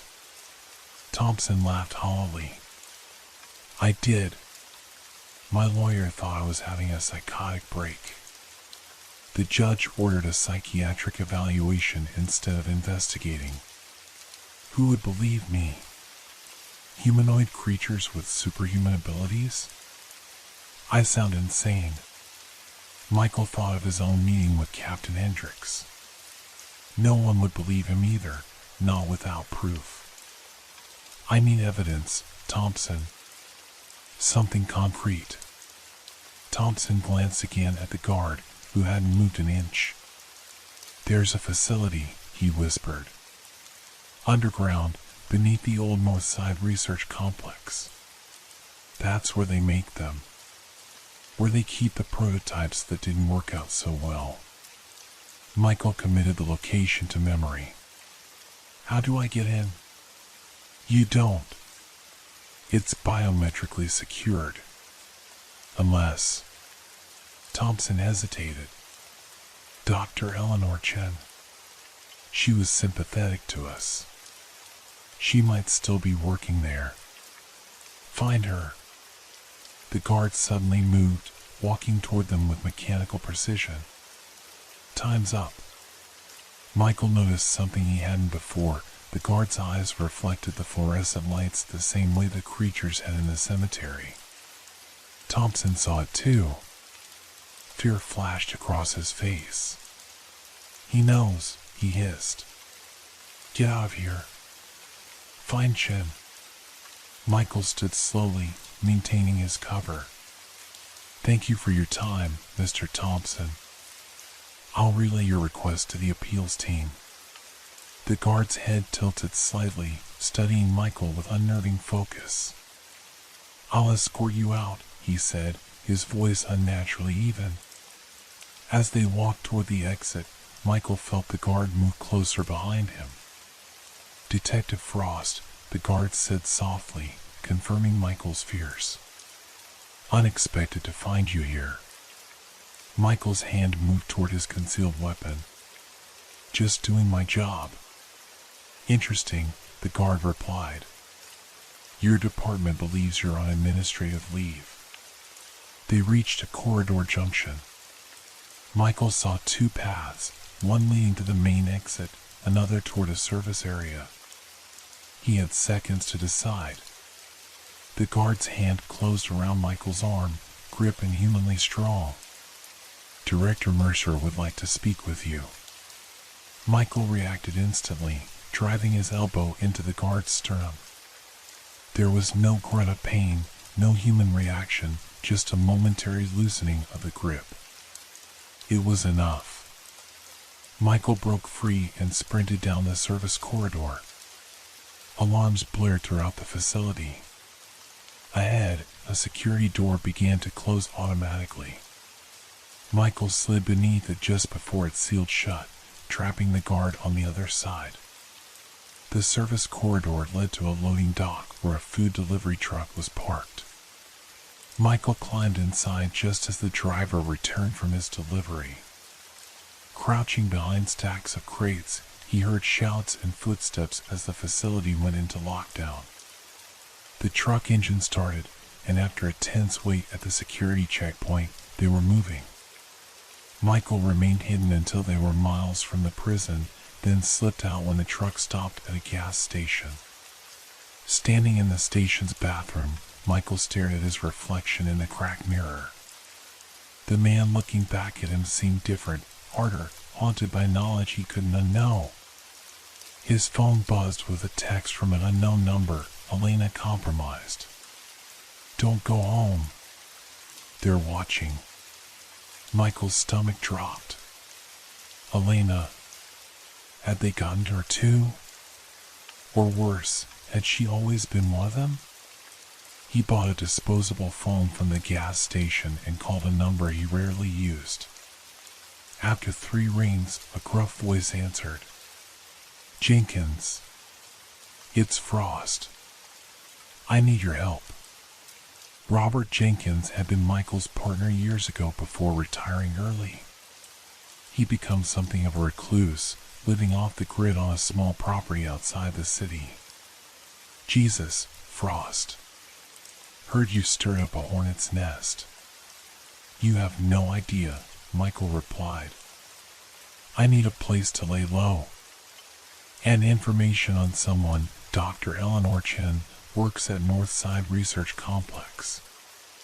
A pause. Come to the cabin. Back road, like before. And Frost? Make sure you're not followed. The journey to Jenkins' cabin took 3 hours, with multiple detours and transportation changes to ensure he wasn't tracked. The property was nestled deep in the woods, protected by motion sensors and security cameras, Jenkins' paranoia finally serving a purpose. Jenkins met him on the porch, shotgun resting casually in the crook of his arm. He'd aged since Michael had seen him last, his beard now more gray than brown, but his eyes were as sharp as ever. You look like hell, Jenkins said by way of greeting. Good to see you too, Michael replied, following him inside. The cabin's interior was sparse but comfortable, with one wall dedicated to communications equipment, police scanners, computers, ham radio. Jenkins had always been prepared for the world to end. You want to tell me why half the department is looking for you? Jenkins asked, pouring 2 glasses of whiskey. Michael took a drink before answering. Would you believe me if I said non-human entities created by a corporate military experiment? Jenkins didn't laugh. Show me. Michael pulled out his phone and played the security footage from his apartment building, then the partial video he'd managed to capture at the cemetery before his phone was damaged. Jenkins watched silently, his expression growing grimmer with each second. Well, he finally said, that explains a few things. Michael blinked in surprise. You believe me? Jenkins set down his glass. 3 years ago, before I retired, I was working security for a government conference. Saw something similar, a man who moved wrong, who didn't blink, who had this presence. When I reported it, I was transferred to desk duty the next day. Decided it was time to retire. Relief washed over Michael. He wasn't crazy, and he wasn't alone. Jenkins turned to his computer. Let's find your doctor. It took hours of digging through databases and calling in old favors, but they finally had something, an address for Dr. Eleanor Chen in a quiet suburban neighborhood, and confirmation she still worked at Northside. She lives alone, Jenkins reported. Husband died 2 years ago. No children. Keeps to herself. I need to talk to her, Michael said. Tonight. Jenkins studied him. You know this is bigger than you, right? Whatever you're up against, it's connected, powerful. Michael thought of Janet, of Thompson, of the creature's words in the cemetery. I know, but someone has to stop them. Then you'll need better weapons. Jenkins opened a cabinet, revealing an arsenal that would make any prepper proud. Regular bullets don't work, you said? Michael nodded, remembering how the creatures had barely flinched when shot. Jenkins pulled out what looked like a modified taser. High voltage electrical discharge. Might disrupt whatever they've got instead of a nervous system. Next came a canister. Liquid nitrogen. Freezes anything it touches. And this, he hefted what looked like a shotgun with custom ammunition, armor-piercing incendiary rounds. If they've got any organic components left, this'll burn through them. As darkness fell, they finalized their plan. Michael would approach Dr. Chen's house alone. Two strangers might frighten her, while Jenkins provided backup from a distance. The suburban street was quiet when they arrived, most houses dark except for porch lights. Dr. Chen's home was a modest single story with a well-maintained garden. A single light burned in what appeared to be a study. I'll circle around back, Jenkins said, checking his equipment. Be careful. If she's one of them. I know, Michael interrupted. If I'm not out in 20 minutes. I'm coming in guns blazing, Jenkins finished with a grim smile. Michael approached the front door, the modified taser concealed under his jacket. The doorbell echoed inside the house. Footsteps approached, light, hesitant. The door opened a crack, secured by a chain. A woman in her 50s peered out, her face lined with exhaustion and fear. Dr. Eleanor Chen? Michael asked softly. Her eyes widened slightly. Who's asking? Michael made a split-second decision for honesty. Detective Michael Frost. I need to talk to you about Project Eclipse. The color drained from her face. She glanced past him to the street, then back. They sent you to kill me. No, Michael said quickly. I'm investigating them. Marcel Thompson told me to find you. At Thompson's name, her expression changed. After a moment's hesitation, she closed the door, removed the chain, and reopened it. You better come in, she said, before they see you. The interior of the house was cluttered with books and papers, the walls covered with complex diagrams and equations. Dr. Chen led him to the study, where multiple computer screens displayed data he couldn't comprehend. How did you find me? She asked, closing the curtains. It doesn't matter, Michael replied. What matters is stopping Project Eclipse. Dr. Chen laughed bitterly. Stop it? It's too late for that. They've already deployed the first generation. Military contracts, private security, strategic placements. The guard at Blackridge, Michael said. He was one of them. She nodded. Generation 3. Almost perfect mimicry of human behavior, enhanced strength and speed, networked intelligence. But still identifiable if you know what to look for. The eyes, Michael said. Yes. We couldn't quite replicate the complexity of the human iris. And they don't move naturally, too efficient, too calculated. She sank into a chair. I never wanted this. We were supposed to be saving lives. Artificial organs, enhanced immune systems. But Mercer saw the military applications. What exactly are they? Michael asked. Dr. Chen gestured to one of her screens, which showed a microscopic view of what looked like cells, but with metallic components woven through them. Biomechanical hybrids, she explained. Human DNA combined with synthetic components and nanomachines. The bodies are grown in labs, then enhanced. The brain is part organic, part quantum computer. They think, they learn, but they're controlled. Networked to a central system. Can they be stopped? Michael asked. Dr. Chen hesitated. There's a failsafe. All proxies have a point of vulnerability, the base of the skull where the control system interfaces with the organic components. Extreme cold can disrupt it, and sufficient electrical current can overload the network connection. Michael thought of Jenkins' weapons. And regular people? How do we know who to trust? Body temperature, she replied. Proxies run cooler, around 95 degrees. It's a limitation of the hybrid metabolism. The lights in the house suddenly dimmed, then returned to normal. Dr. Chen froze, her eyes darting to a security monitor on her desk. They're here, she whispered. The monitor showed 3 figures approaching the house from different directions.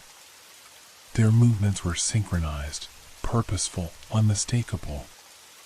Back door, Michael said urgently, reaching for his phone to alert Jenkins.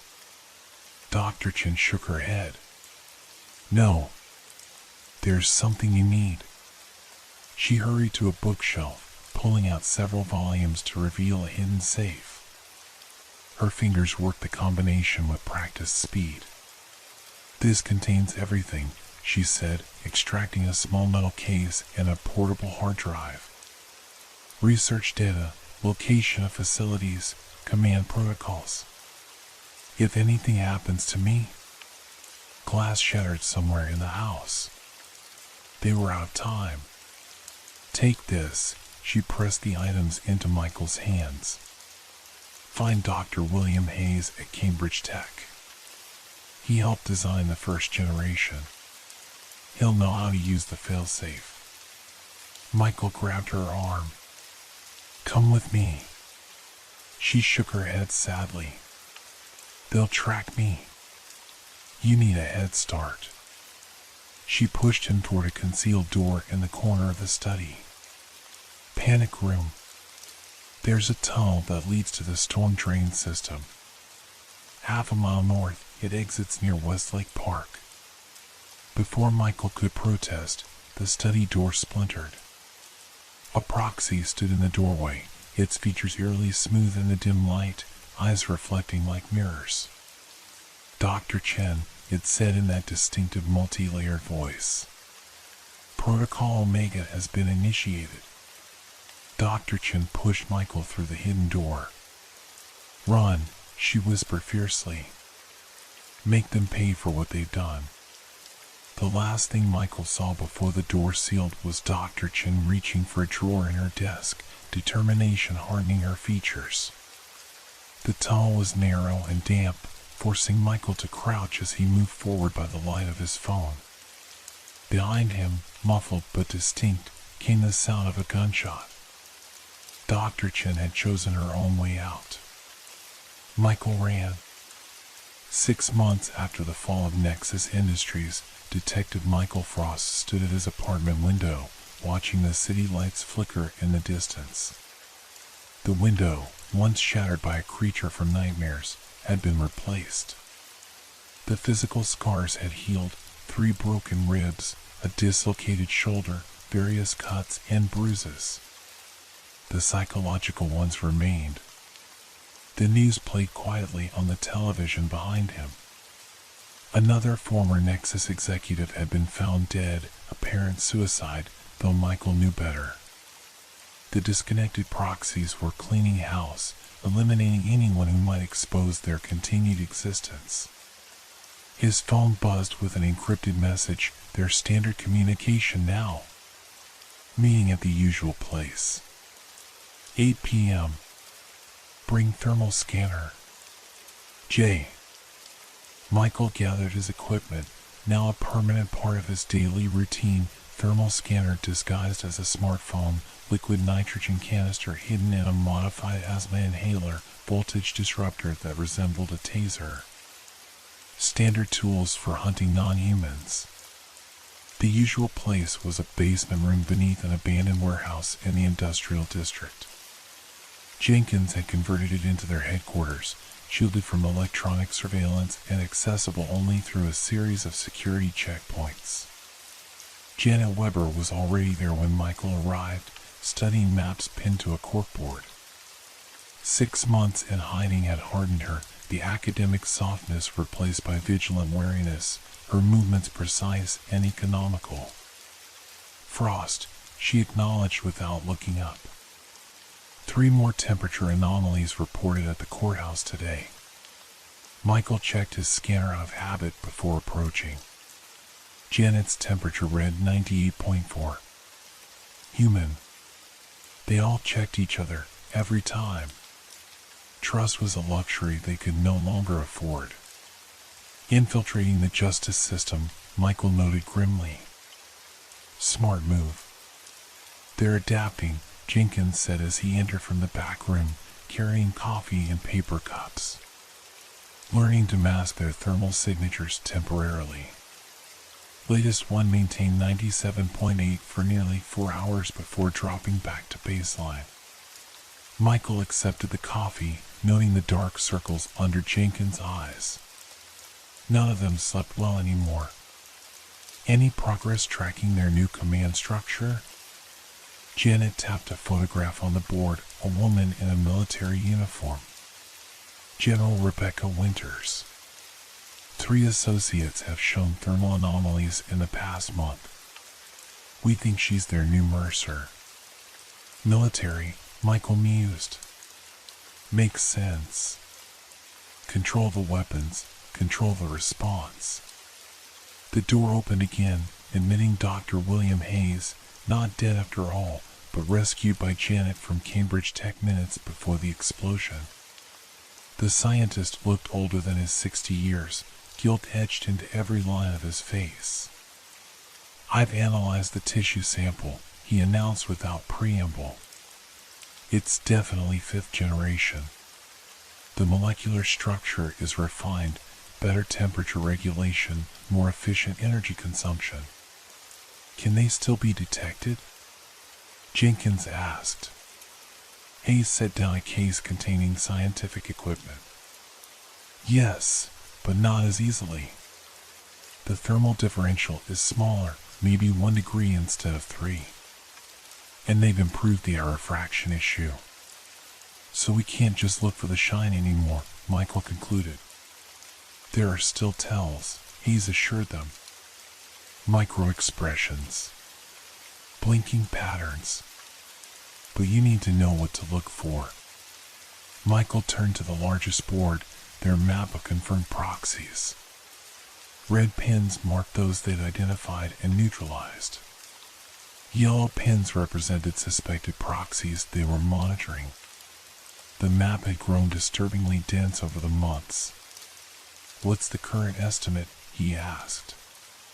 Janet crossed her arms. Based on thermal scanning at major public gatherings, approximately 2,000 nationwide.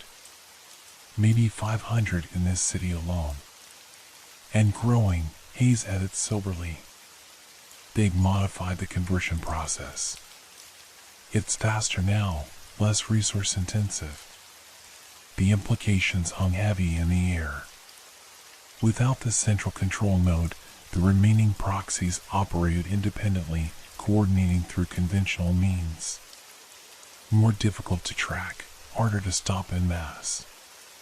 We need public awareness, Michael said, not for the first time. People need to know what to look for. Jenkins shook his head. We've been over this. Go public and we're discredited at best, eliminated at worst. They've got people in media, in government. Then we need more allies, Michael insisted. Other resistant patterns. Hayes looked up sharply. What did you say? Resistant patterns. That's what the proxies call people like us who fought back. People who noticed something was wrong. Hayes moved to his computer, typing rapidly. That could be the key. Psychological profiles of resistance. If we could identify potential allies before the proxies do. A proximity alarm interrupted him, someone approaching the warehouse above. Everyone tensed, reaching for weapons. Jenkins moved to the security monitor, which showed thermal imaging of the warehouse floor. Single individual, he reported. Normal temperature. Moving cautiously. Michael drew his gun. I'll check it out. He moved silently toward the stairs, years of police training guiding his movements. Not alone, Janet whispered, drawing her own weapon, a modified taser capable of delivering enough voltage to short-circuit a proxy's neural network. She followed Michael up the stairs. The security door at the top opened to a narrow corridor. Michael held up a hand, signaling Janet to wait as he peered around the corner. Through the dust-covered windows, moonlight cast long shadows across the abandoned warehouse floor.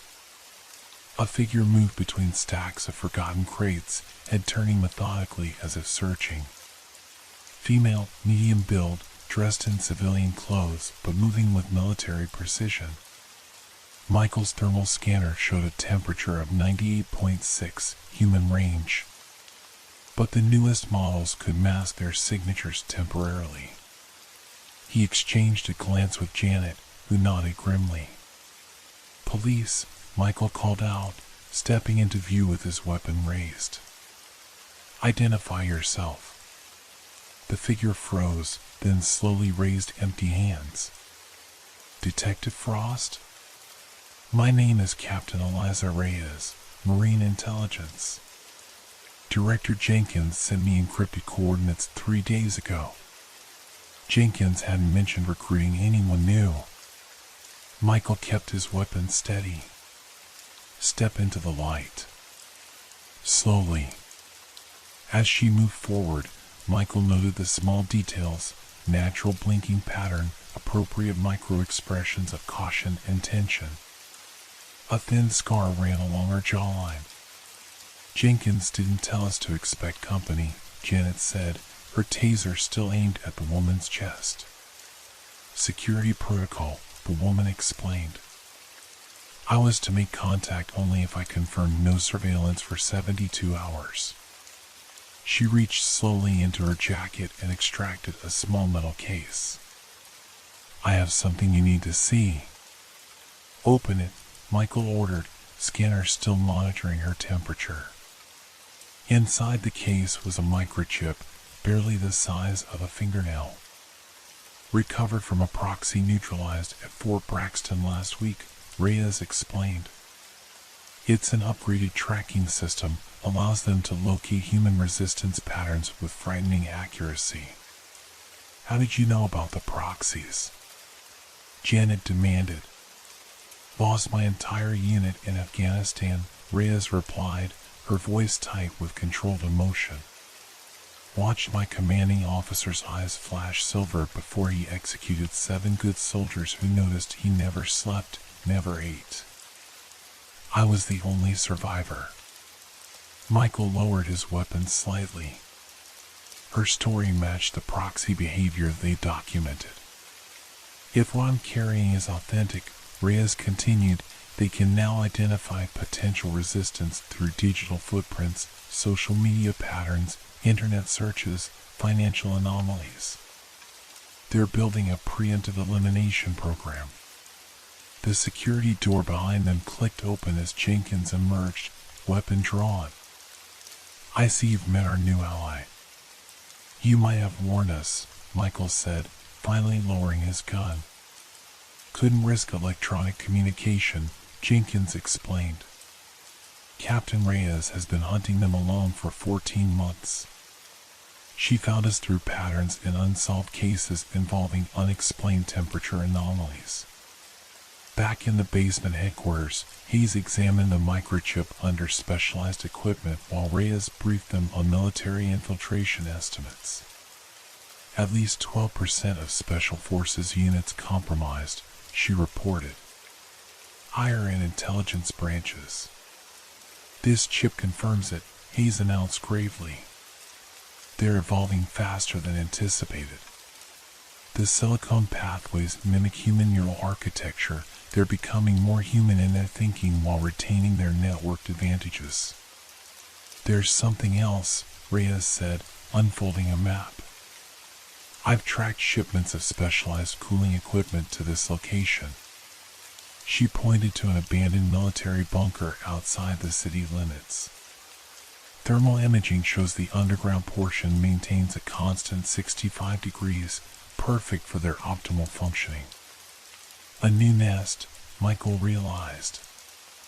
A replacement command center. Possibly, Reyes agreed. But we need confirmation before moving. If it's their central hub, we could end this, Janet finished, a dangerous hope lighting her eyes. Michael felt the familiar tension building, the hunt about to begin again. We need surveillance first. Confirmation of numbers, entry points. Jenkins nodded. Frost and I will do initial recon tomorrow night. Weber worked with Reyes to analyze potential weaknesses in the facility. Hayes. I'll keep working on a more efficient detection method, the scientist completed. As the others turned to their tasks, Michael pulled Jenkins aside. You trust her? Jenkins glanced toward Reyes. As much as I trust anyone these days. Her temperature readings have been consistent. And she found us when no one else could. That's what worries me, Michael muttered. Keep your scanner close, Jenkins advised. Trust but verify, it's how we survive now. Michael nodded, watching as Reyes worked with Janet, pointing out details on the map.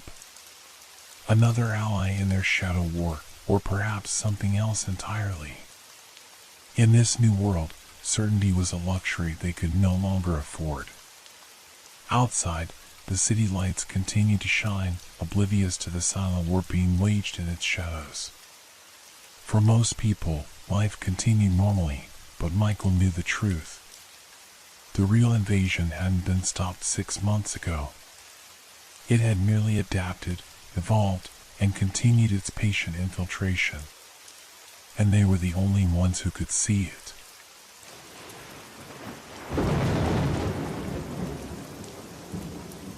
Hope your dreams are filled with fear. Good night.